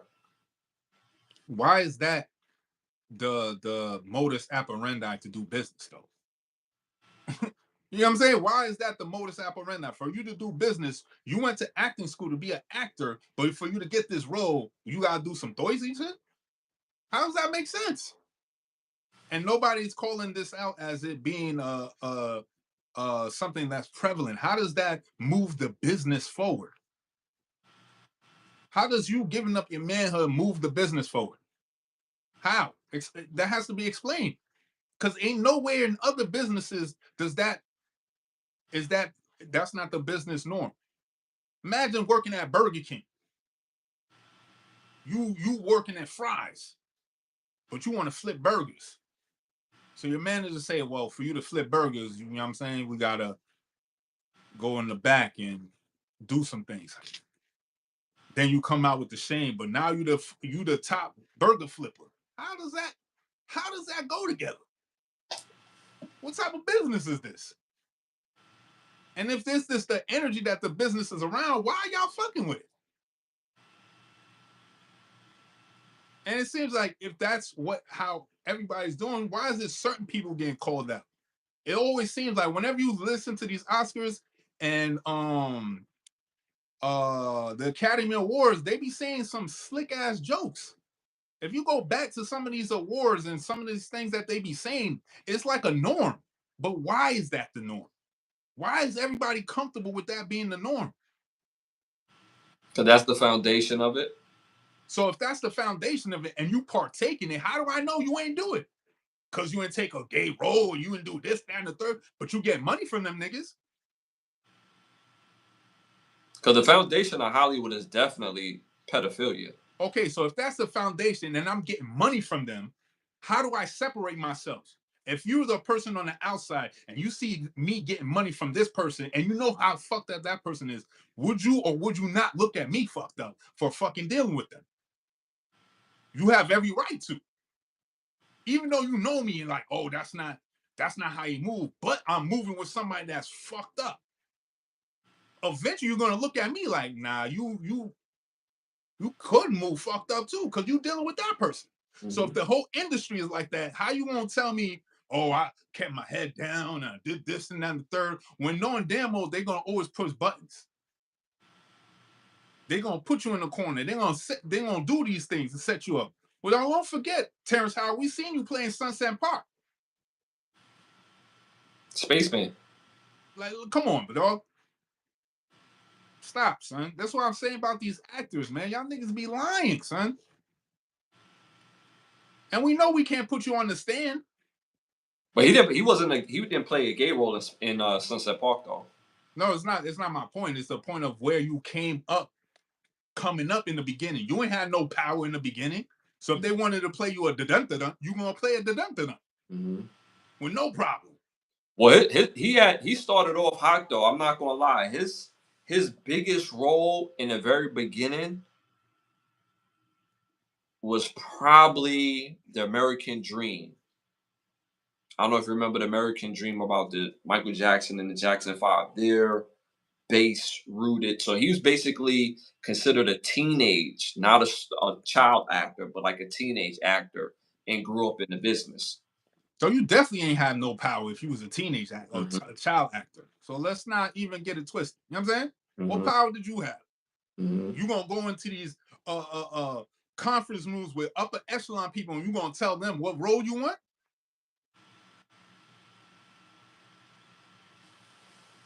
Come on, dog. Stop. So should he not speak about it? Huh? Should he not speak about it and just let it be? Just because he's a If you've been getting checks from that same institution that's been doing that, how can I take what you're saying credible after 40 years? Only now it's a problem? You've been in the industry for 40 years. The only time they complain is when they not getting enough money for hustling and flow and they not cutting my check and this, that, and the third. That's the only time I hear problems. But they throwing parties all the time.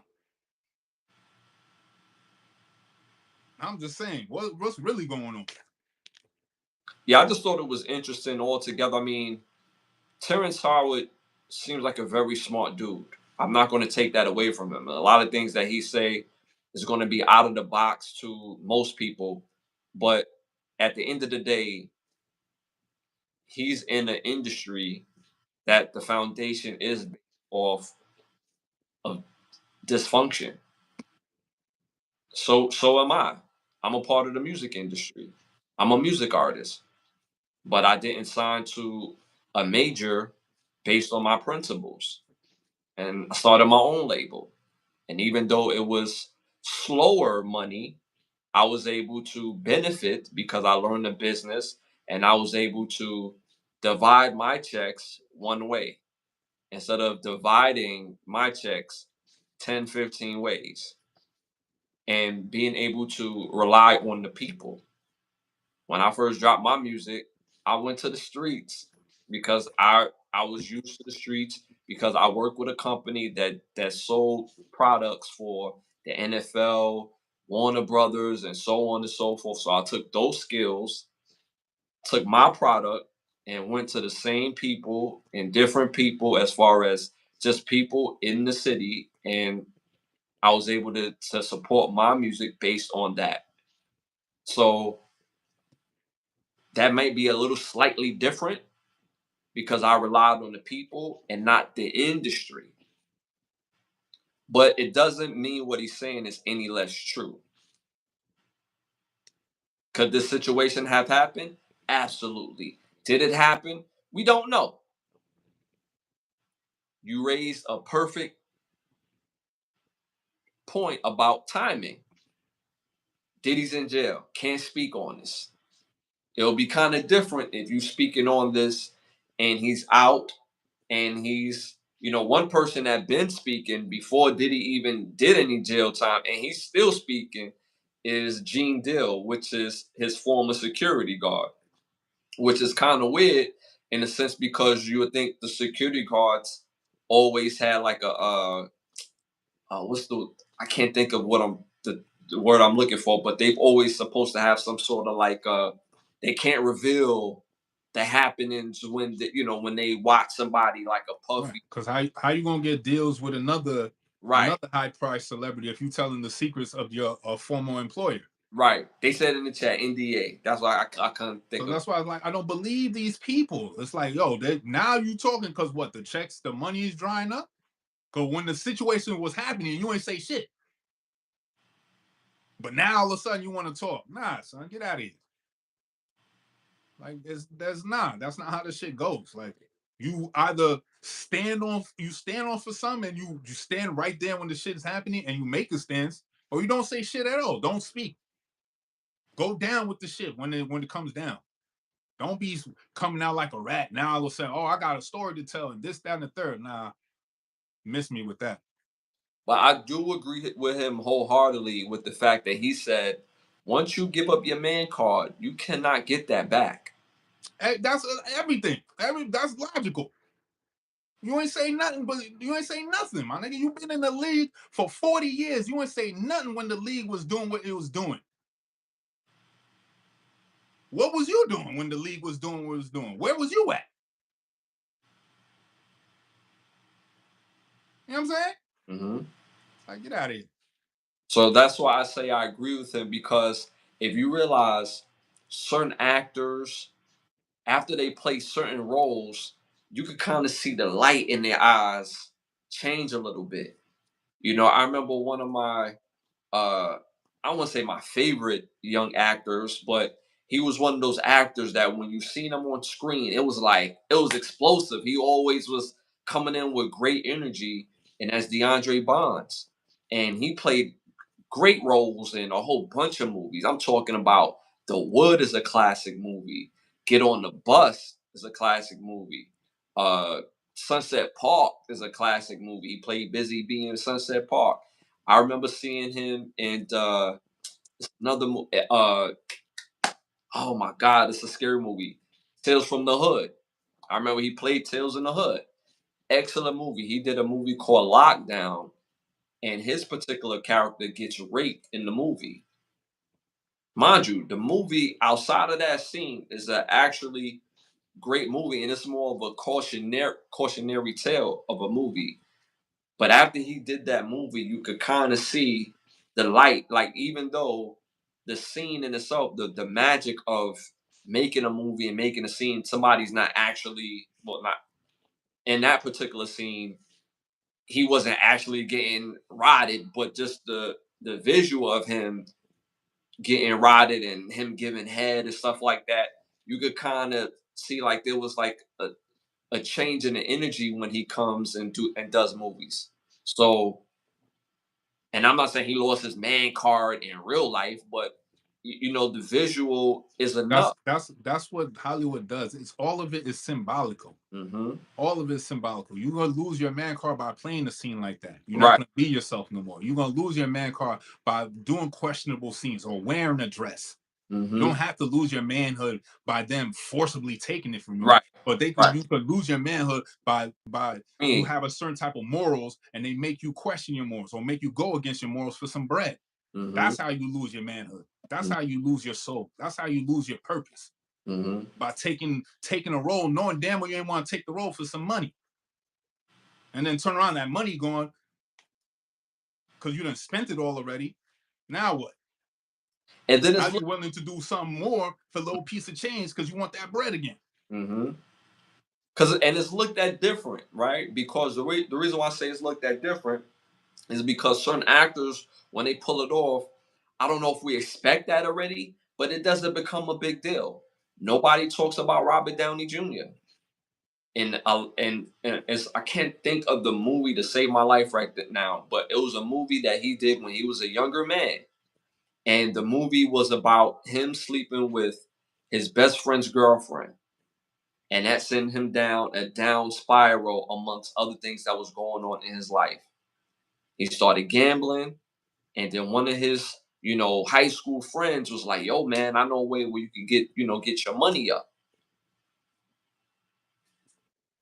And one of the ways was bending over and giving top. And in the movie, his best friend was so mad with Robert Downey Jr. that he went to where he was at to confront him, and he was in a room giving some dude top. Nobody says anything about that. Not excusing it, but nobody says anything about the man card. Same thing with Jake Gyllenhaal. Gyllenhaal, Brokeback Mountain. Nobody don't mention that at all. And it goes along for other actors as well too. And that man card just never comes up in the conversation.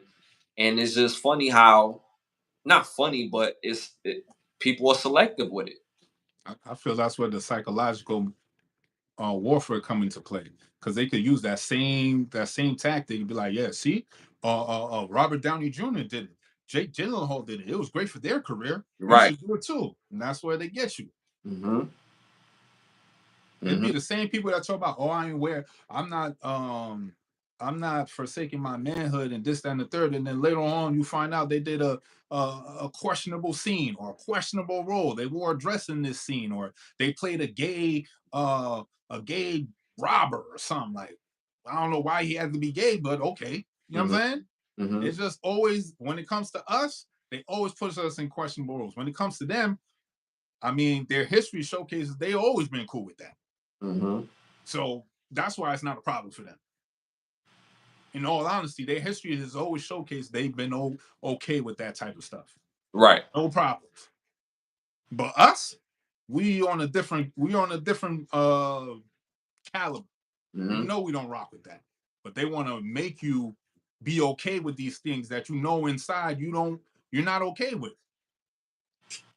And it changes the trajectory of it as well, and they pick them, and it just never was the same. And even though he's still having a great career, DeAndre Bond, great actor, but it seemed different after that. You know what I'm saying? Not saying that that's what he engages in, but the fact that you agree to it. The, Speaking of, wait a minute, hold up. I know damn well Townhouse ain't talking shit about no Diddy. What happened to Brashard Gray when you were supposed to be getting some mentorship from Diddy and Will Smith? What happened to him? Where was you at, Terrence? Nah, I'm not saying that he had to be looking out for bro, but I'm just right. saying, look at Brashard Gray after he done got what was it, the mentorship from Will Smith and Diddy. Bro ain't been right in the head since. Mm-hmm. I'm just saying, I don't trust these people. Once you make a movie, a TV show, you put out an album, I'm all for it. Mm-hmm. You know what I'm saying? But when you, as a regular person, nah, I'm good. I don't want to be nowhere near you niggas. Like I seen another thing with Justin Bieber, and he was standing there, and Will Smith's son Jada Smith came up and scooped him from behind, and he's like rocking with him, pelvis to pelvis to back, and he's dancing. He looks back, and he like and still dancing. It's like, oh, so this, oh, okay, so you're comfortable with that? No, Oh, they've been comfortable with this. It's because the audience is not comfortable with this. right, This is what they're comfortable with. They're right. at the point now they don't give a fuck. They Mm-hmm. don't care. They're just gonna do what they do, and then it is what it is. It's just the audience is not used to this type of behavior from their so-called favorite actors and actresses because they put them in a pedestal. Mm-hmm. You holding a motherfucker up on a pedestal. Another nigga that pee and shit just like you holding them up on a pedestal. Yeah, I think you need to watch 40-year-old version again. We don't put it up on a pedestal. And plus, you're from New York City, like, like, Never that. You know what I'm saying? yeah. What? Nah. And the reason why I say that is like what people don't realize, the most famous person that could be walking down New York We City don't give a damn. don't care, like, oh, word, Like, oh, all right, well, that's what's up. And yeah, we keep it pushing. yeah. And seeing hella celebrities don't care. Mm-hmm. And they I, happy to be in New York because they know New Yorkers don't give a fuck about yeah, you. and As long as you're not in my way, bro, that's all I care about. I seen Don't walk with the slow bop in front of me. That's it. Pick up your running with bop the step. You know what I'm slow saying? bop. You know what I'm saying? No slow bop in front of me. You know what I'm saying? You better have some pep in your step. I seen Harvey Keitel, coming out the Italian gator boot spot. You know what I'm saying?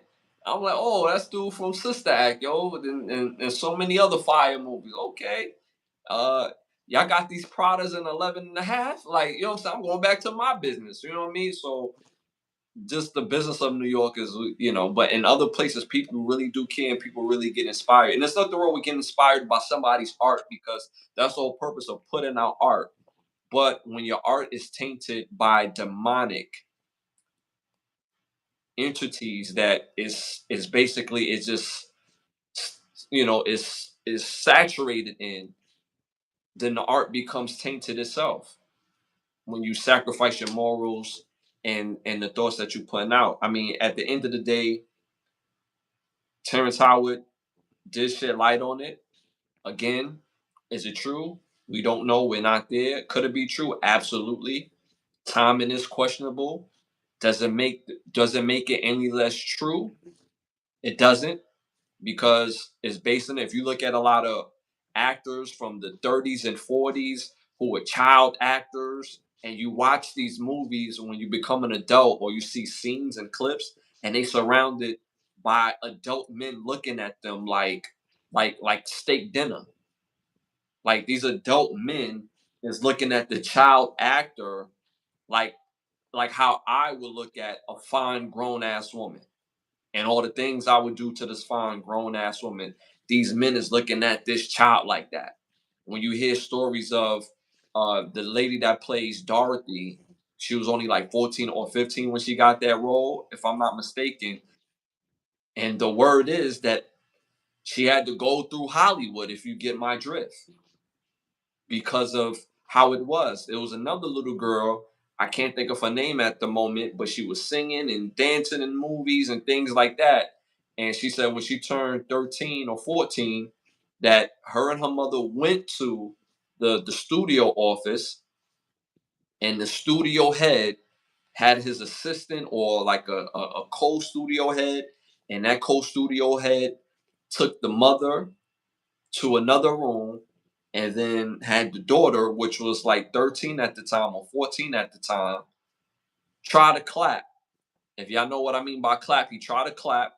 And then later on, when both mom and daughter got in the car, their experience was similar, as far as these people was trying to essay them.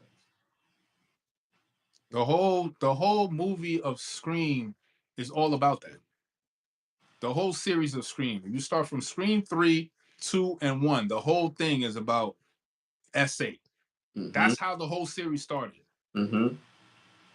Nev Campbell's mom, when she was younger, wanted to go to Hollywood because she thought she was going to be a Hollywood star. And this the 70s. That's what the dude said in Scream 3. Oh, it's the 70s. You know, we were doing all types of crazy stuff. There Mm-hmm. was a Hollywood party. She went to the party. Something happened. And then years later, she gave birth to a child who she gave up, who ended up being the son who goes back to the town to tell the two kids to start killing everybody, Mm-hmm. because he got rejected from the mother because she didn't want to get reminded of what happened to her when she was a kid, going Mm-hmm. to Hollywood to pursue her dreams. They put that in the damn movie. Yeah. Yeah. They said they ran through her. Like, what were you talking about here? When art Right. imitates life, would they stay blurring these lines? That's why I don't trust actors, because they always blur these lines and make you think, wait, hold up, is this true or is this not real? But then when the actors sit down and tell you, well, years ago I had all this trauma and I was going through, how you going through all this trauma? What's going on? Mm-hmm. And come to find out, you knew their mother drove them to get the trauma done on them. Right. Right. Or Dropped them off, rang the doorbell, and waited in the front. mm-hmm. or the That's the mother industry. or the mother was getting trauma done to her, just like how, at the same time, because again, in that young lady situation, they both had the same experience. But see, So, the mother was gonna send the trauma happened to her, but then she gonna go with her daughter to have the same trauma happen to her too. It's like, you know what I'm saying? mm-hmm. And then it's continuous. Mm-hmm. Sometimes it's all in the family. It's deeper than most people realize. This stuff right here is, when it gets really, really down to it, a lot of people ain't gonna even be ready for half the shit they do. This stuff with Diddy is just passe shit. That's normal shit. Y'all can't handle this normal shit that, I'm swear to God, this shit that Diddy and all that stuff, that's normal. That's an everyday thing for them. And yeah, if you as an audience can't handle that, y'all can't really handle what's really, really going on. The real crux of the matter, real shit that's really being handled that they don't really want to talk about. Mm-hmm. But when them shits come out, we'll see who's really ready for that. And I'm not laughing at the trauma version. It's the fact that you say passe, because normally when we talk about passe, we always talk about molasses being passe. So, so yeah, I agree with you. Acting itself is not a form of being demonic. It's just what is based in. The people who run Hollywood, the people who've been running Hollywood, is based in demonic behavior. So if you want to make movies, there's nothing wrong with that. Make your own movies. Have your own production company. Have your own production team. Build it based on the art, and not based on what the everything around it is supposed to be. Because You Hollywood want All You it don't need Hollywood, son. I see ill ass programs on YouTube where motherfuckers making the shit off their iPhone. You don't need Hollywood. Mm-hmm. You got your dream, you got a vision, get a camera, do it yourself. You don't need Hollywood. You could distribute your own thing. There's too much technology out here for you to not do it yourself. If you Mm-hmm. really got a dollar in the dream, put it together and make it happen. Make it happen. There's multiple ways to get your stuff heard or seen. All right, y'all. Moving on to our next hot topic. Final four results are concluded. We got a championship game coming up. Houston beats Duke and Florida beats Auburn. So we got a matchup of Houston versus Florida. I predicted Florida was going to be Auburn. I thought Duke was going to beat Houston by a very small margin, but uh, Houston came back. They was down by 9, if I'm not mistaken, in the last like minute and a half, and they came back and won the game. You know, the magic of Final Four magic. Great game. So I'm looking forward to seeing Houston and Florida for the championship. What do you think about that? Top 10 teams right there. Like the Houston, the way they came back and won, like showcased tenacity and being able to stay focused in those closing minutes because it was like 54 seconds and Yeah, they yeah. just, you know what I'm saying, went ham. So it's like it just showcased the elevated mental ability that these young players have, where they have that mental toughness, even though it's you down, you looking up, you down 10, you got 50 seconds to go, and Hmm. you're not nervous, you poise, and you taking your time with doing everything. It just showcase a next level of mental toughness that I love to see in our melanin players. And they went against a blue blood and got them up out of here, and I love Hmm. that. You know what I'm Yeah, saying? Because they always want to keep this whole ideology. Yeah, even though they got black players in there, but Duke as a whole, the institution was always majority you melanin. So it's like, you know what I'm saying? Anytime it's a Duke school, I'm always going for the other school. right, right, Right. right. You know what I'm saying? So Yeah, they it's they just get it's clean cut. Like the bros that's on Duke is clean cut. yeah, they pick those clean cut. They ain't go to the hood to go Right, get, you know what I'm saying? right. They went up to Salem, North Carolina, and them good areas and you know what I'm saying? Up in there. They ain't go nowhere in Chattanooga. You know what I'm saying? They ain't go there. Players be nice though. I will say that Duke normally have nice. I never said their players wasn't Right, nice. I right, just said it's the school. You know what I'm saying? right. That's all I said. Yeah, I get exactly what you mean. You know what I really appreciate about this matchup? These are two big markets. Florida is a big market. Houston, Texas, it's a big market. All Houston sports, the city of Houston gets behind Houston team. I've been to Houston recently. It's a beautiful city, and the energy for their teams is second to none, man. So it it's a great market, and I'm looking forward to seeing the game. It's going to be dope. One thing I appreciate about college basketball that I don't about college football, and y'all know me, I love college football. Y'all know that college football is the best sport in all sports. I'm not even gonna argue with you on that. The only thing that's missing out of college football is that we don't have a college football team that's D1 on that D1 level in New York City.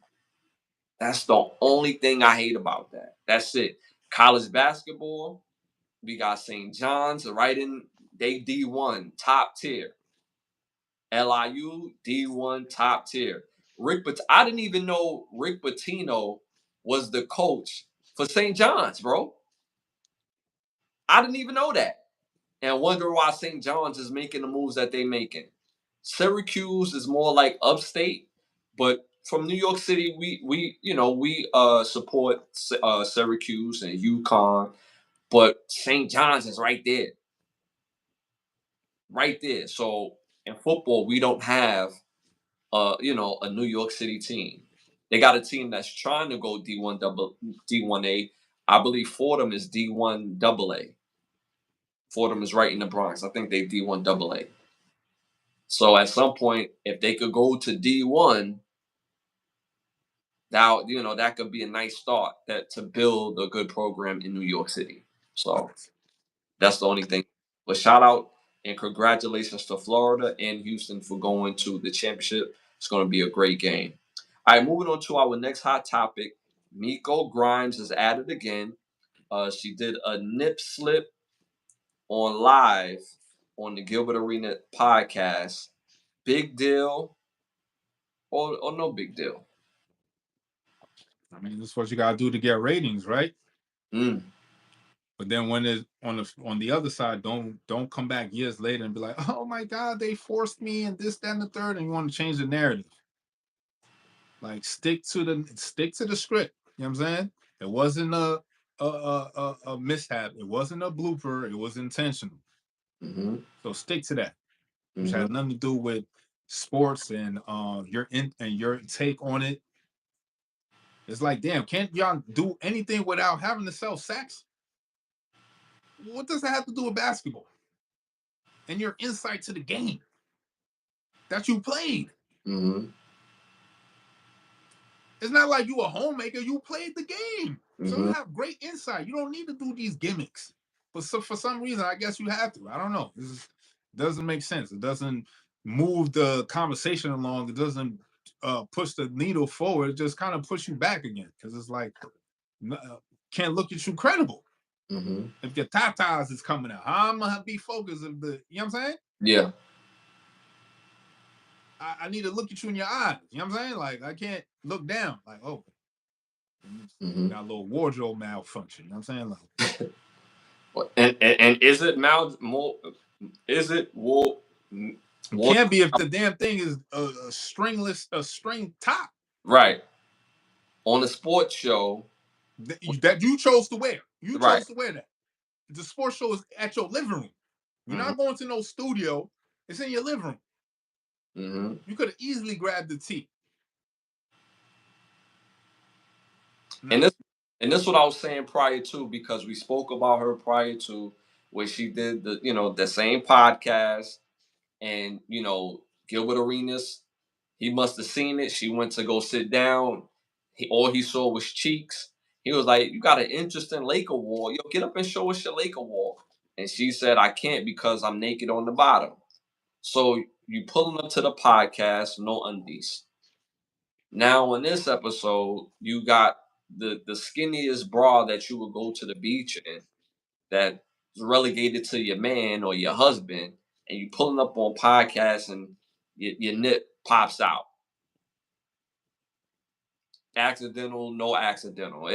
To me, it wasn't accidental because she was adjusting it and it popped out or whatever the case may be. They made a joke of it, but the joke is on her when she does that. And I don't think that's the part that she realizes, that you're a sports analyst. You played the sport. You're married to a man that played in the NFL for 10, 12 years. What type of respect, as you're building your takes, what type of respect are you really gaining? What type of upward mobilization you're trying to do as giving your great analysis now that you got to do all the extra stuff? Because for women to be in sports, that's a tough field to be in, because again, if you haven't played in the sport, then it's like, damn, what are you doing here? So now you get the opportunity to speak. How can people take you serious if your body is the main attraction? If you want people to take you serious, you want to cover up and talk your stuff, or you can still be sexy, but cover up. I don't know what it is about some of the women in this generation or this era, but think that covering up makes you grandma. Nah, you can still be sexy, still give you a take, but you don't have to have the boobies fall out the damn bra. She had on a bra like it was a string bikini bra. Like, that's wild. On a podcast that's about sports, it's not about the beach. So how can anybody take you serious? Could you take her serious on the sports or anything if she I up? can't take you no kind of serious at all. Unless we hosting a beach volleyball, then maybe. Then maybe. But we talking about sports and we having a deep that has nothing to do with what you talking about. Hmm. So I just thought it was very interesting and odd that again this will happen again. You know, so it feels like it's very it's the antics or whatever, but it's kind of, I don't want to say kind of, it is going to leave a bad taste in people's mouth who are serious about doing this, who are serious about uh, using their podcast to elevate themselves into ESPN or to elevate themselves into their own situation, giving their own takes on their own platform. Even that is going to be hard to do because now you can't be taken serious. You come into the podcast with no bottoms on, or your nipples is popping out. Nasty one. So just crazy, man. Shout out to the chat. Shout out to Vic in the chat. Appreciate you tapping in. As always, one of our other Sensation. shout out to again to some of our first time watchers. Again, hit those likes, hit them likes, hit them 100s, hit them 100s, and continue to support in the show. Shout out to Sharice in the building. Shout out to Av, Asian gamer in the building. Appreciate you tapping in. All right, y'all. Moving on to Oh, moving on to our next segment. This segment is brought to you by Bravo Section. Make sure you go to bigbravosection.com. Again, bigbravosection.com. Stay in tune. Make sure that if you're in the Miami area, you can book a session with one of the best photographers in the world. If you're not in the Miami area, you can still book that session. They'll come out and take care of your session. You could buy dope photography, and again, you could book a session with one of the best photographers in the world. Again, at bigbravosection.com, bigbravosection.com. You got a Black's Law Dictionary or Petty Thought? Definitely got some definitions for y'all. So these words were taken off the Black's Law Dictionary, 6th edition. Very important that we understand legal definition of words that we use every day, because these words may have long-standing implications if we don't have the legal definitions in our repertoire. So the first word, again, all of these words are random. So the first word on the list is the word death. So the word means the cessation of life, the permanent cessation of all vital functions and signs. Numerous states have enacted statutory definitions of death, which include brain-related criteria. For example, many states have adopted, sometimes with variations, the Uniform Determination of Death Act. The definition: an individual who has sustained irreversible cessation of circular and respiratory function, irreversible cessation of all functions of the entire brain, including the brainstem, is dead. The determination of death must be made in accordance with the accepted medical standards. All right, next word on the list is travel.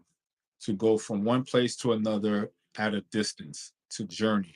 Spoken of a voluntary change of place within the meaning of of the constitutional right to travel, me- uh, meaning migration with the intent to settle and abide.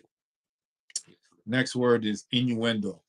It is the Latin word. The Latin word was the technical beginning of the clause in the declaration or indictment for a stand or a libel in which the meaning of the alleged libelous words was explained, or the application of language charged to the plaintiff was pointed out. Hence, it gave its name to the whole clause. Indirect or subtle implications in words or expression, usually derogatory. All right, next word is equitable. Just, conformable to the principles of justice and right, existing in equity, available or sustainable by action in equity, or upon the rules and principles of equity. And last word on the list is speculation. So speculation is buying or selling with the expectation of profiling by a rise or fall of price. Also engaging in hazardous business transactions or investing in risky securities or commodities with the hope of an unusual large profit. Speculation, hold on, speculation upon which neither court in non-jury case, non-jurors in a jury case may base verdict in the art of theorizing about a matter as to which evidence is not sufficient for certain knowledge. Right. So this word for this week were death, travel, innuendo, equitable, and speculation. So if you have any words that you wanted to know the legal definition of, you could put that on the chat and I'll look it up for next episode. Fire, fire, fire, man. Appreciate you for those fire words, man. Shout out to Jay. He just got some exclusive tickets to the block party. We appreciate you tapping in, Jay. This is not that type of podcast. We don't do bots.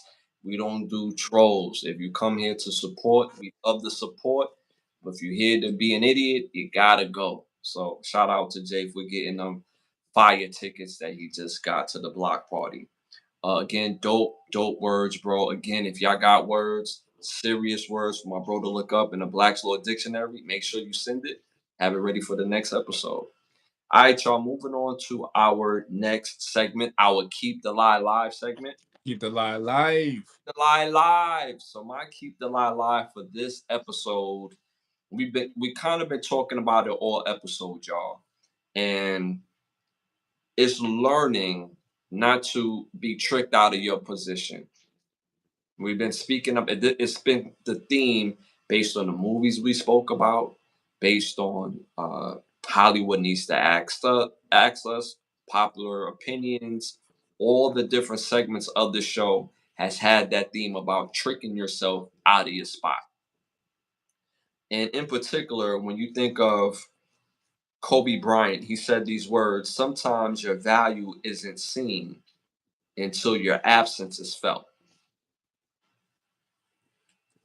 There's a situation that we're seeing right now playing real time. John Morant. He got in trouble for doing the gun gesture on the court where he's having a good game or he made a good shot. Gun gesture. For him in particular, it's not a good taste of him doing it because of his prior indiscretions with guns. And then it's not, I like to see the players go at it. I like to see the players talk their talk. That's the type of NBA I want. But honestly, I believe a gun type of motion, I think that carries a little different. It's one thing to say somebody's a baby, they small, you talk your trash, you can't guard me, I'm just nicer than you nothing. I get all that. I'm for all that energy. I'm for the fights too. But the gun gesture, I think it carries a bit different. And John Moran in particular, his skill level easily could be the face of the NBA. He was being groomed to be the face of the NBA until he had that indiscretion with the guns. John Moran game is so electric. I live in Florida now. I go to the Orlando Magic's games all the time. I went to the Atlanta Hawk game. I went to the Brooklyn Nets game. I went to the Pistons game. And when Memphis came to town, the amount of people that was at the game with the 12 jerseys and the way John Moran played that game, he did not disappoint. He even dunked on like a couple people in that game. He played amazing. He had like 34 points, like 6 rebounds. He had a whole bunch of assists. He played an amazing game. So his skill level and his play moves the needle.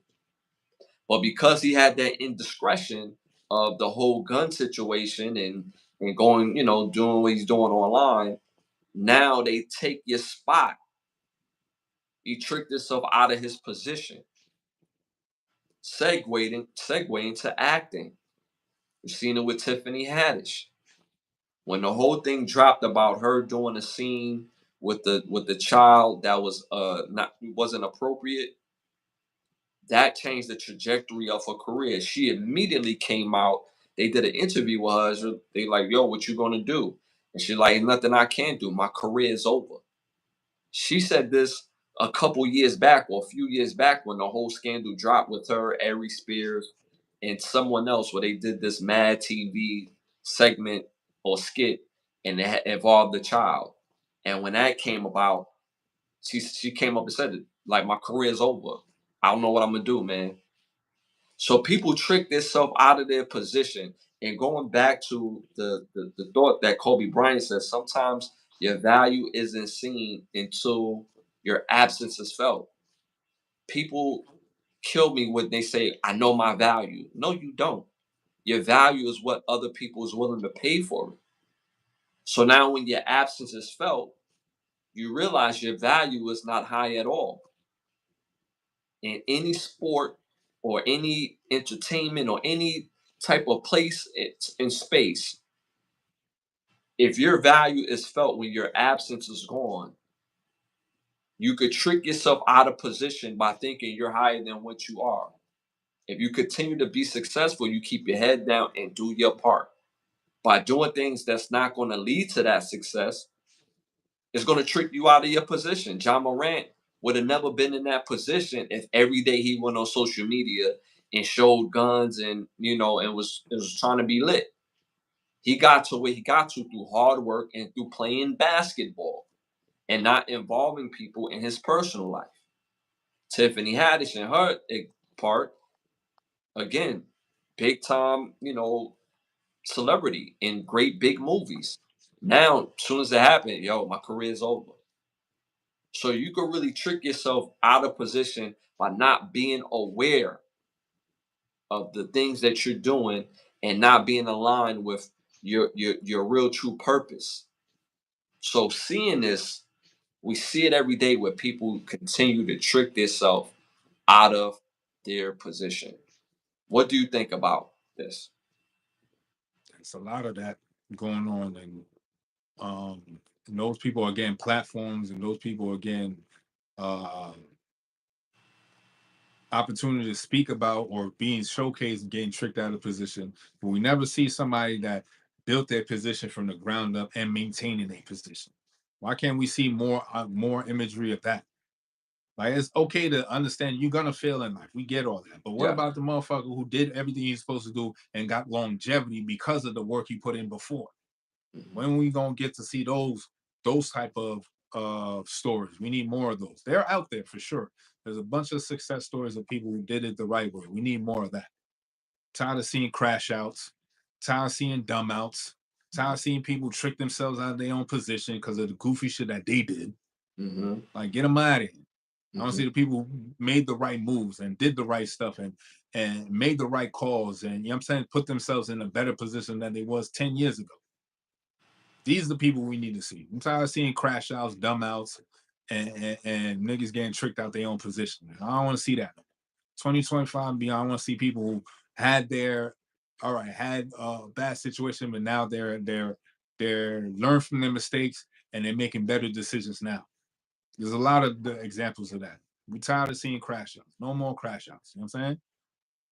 And what's crazy again with the crash out, we continue to see being perpetuated with the quote unquote YNs, right? Though I hate the term YNs because it's not based in anything positive. The YNs, when you think of the YNs, right, is based in all negative stereotypes. And the negative stereotype is not based on anything that's about something that you could really stand on. Wearing I get the whole shiesty mask. I get it, right?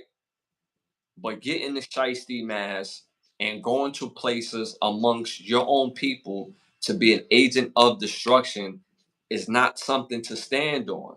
That's a crash out tactic. That's embedding the crash out. It will be different if the YNs was rooted in substance, in a sense the term YNs was rooted in substance, where these young men or young people are going to crash out based on things that are community based.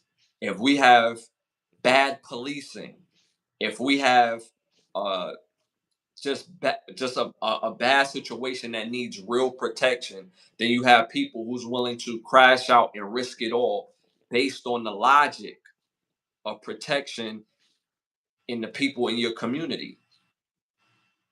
Growing up, people used to be protected in our community. Old folks, people that work, people that were civilians, kids, good kids.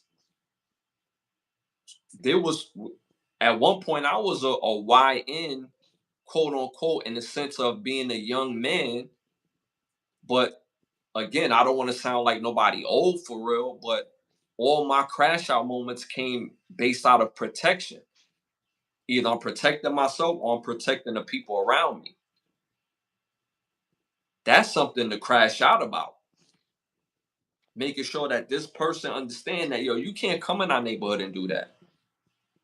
You can't treat my mom no type of way. You can't treat my dad no type of way. Watch how you talk to my little sister. Watch how you talk to my little brother. Especially if somebody's operating in foolishness.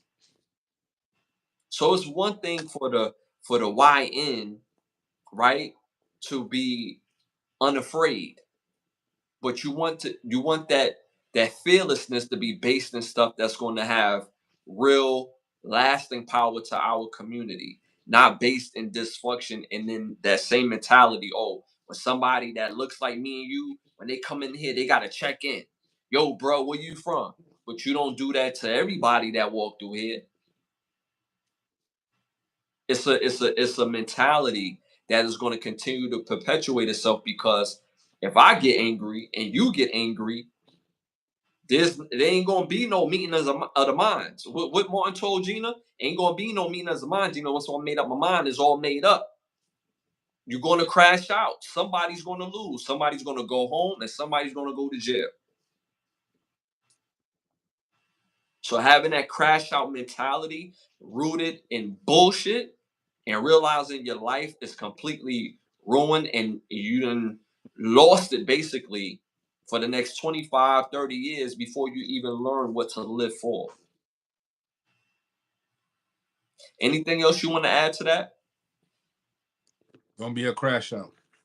Think, use your mind. It's not illegal to use your mind. I'm saying they ain't make it illegal yet. So you have many avenues before making a indirect or wrong judgment. You have plenty of time to think before you make any type of moves. Like, think clearly and just make the right call, because they judge us all collectively. You may do one thing, but they all gonna look at us together. So you may do some over there, but it's all of us together. So think of it like that. What do I say each and every episode, y'all? Learn how to comprehend on the move. It will save your life. If you don't, you will lose it, whether you go to jail or whether you go to hell or whether you go to heaven. Learn how to comprehend. That's my keep the lie live for this episode, y'all. Y'all been amazing for this Sunday night episode. Shout out to some of our first time watchers. We appreciate y'all tapping in. Make sure y'all tap into Can the Brothers Get a Rap podcast every Sunday, every Thursday at 10:30 p.m. We appreciate y'all as always. Join our membership. There's memberships in the chat, different memberships, different access. So make sure you check them out. We got over 350 rewatchable videos of this podcast on this channel. So make sure you go watch them, leave comments, again, subscribe, hit that like button, show some love. We appreciate it. It helps us grow the show even faster. We on the road to 20,000 subscribers. We at 11, a little over 11 right now. So again, continue to follow and continue to show love to the podcast. Let it show up in your algorithm. And again, comment, y'all. Comment, show love, show love, show love. Again, I want to thank some of the sponsors of the show: Bravo Section, Button Snaps, OUV Records. If you're interested in becoming one of the sponsors of the show, you can hit me up on Instagram at Ashley Lovechild, or you can hit my bro on his Instagram at Bravo section _. So again, if you're interested in becoming one of the sponsors of the show, hit us up on Instagram. Make sure you tap into the Overstand podcast. Why Understand, where you go overstand every Monday at 9:30. Tap in. Also, a shout out to our presenting sponsor of tonight's episode, which is Button Snaps, where you get the finest of movies, shows, documentaries, all for your viewing pleasure of $4.99. Again, that's Button, the hyphenated sign, snaps.com. Make sure y'all tap in. Uh, I'm working on some new music. I got a new EP on the way. New EP on the way is called Winners. Damn, had a brain freeze right there, real quick. Sorry, y'all. It's called Winners Loyalty. Sorry, Winners Loyalty. Winners Loyalty. It's gonna be out May 26th. Again, new EP. My new EP called Winners Loyalty, coming out May 26th. So make sure y'all be on the lookout for that. In the mean in between time, just type in Ask the Lovechild. I got fire music. So, and it's on all platforms. So make sure y'all tap in. My favorite album is Ready to Live, me personally, but you know, tap in anything, bro. You know what I'm saying? I got fire music. You know what I'm saying? So I want to thank y'all for that. I know my bro got his website. Tap into bigbravossection.com. I got merch on the way. Make sure y'all ready. Make sure y'all ready. Shout out to Vic. Yes, on Spotify. I'm on every single thing. Every single thing. I'm on Spotify. Just type in Ashley Lovechild. And like I said, my favorite album is Ready to Live, Soundtracks of My Life. So make sure y'all tap in to those albums. And we appreciate y'all as always, man. I feel like I'm missing something else. I don't think I am. Yo, Santana, always remember, bro. You got the juice now, man. You know what No. I'm saying? Yo, I was watching that movie the other day, bro. And at the ending of the movie, it always killed me, even though it's popping up. He looked at the Q like, hey, Q, you got the juice now, man. Every single time, bro. Yeah, that scene is top tier. Top tier. All right, y'all. Again, we're on every Thursday, every Sunday. We're gonna see y'all this Thursday at 10:30. Don't forget to tap in tomorrow for the Overstand podcast. Y'all already know, man. It's love, and we'll see y'all next time. Y'all.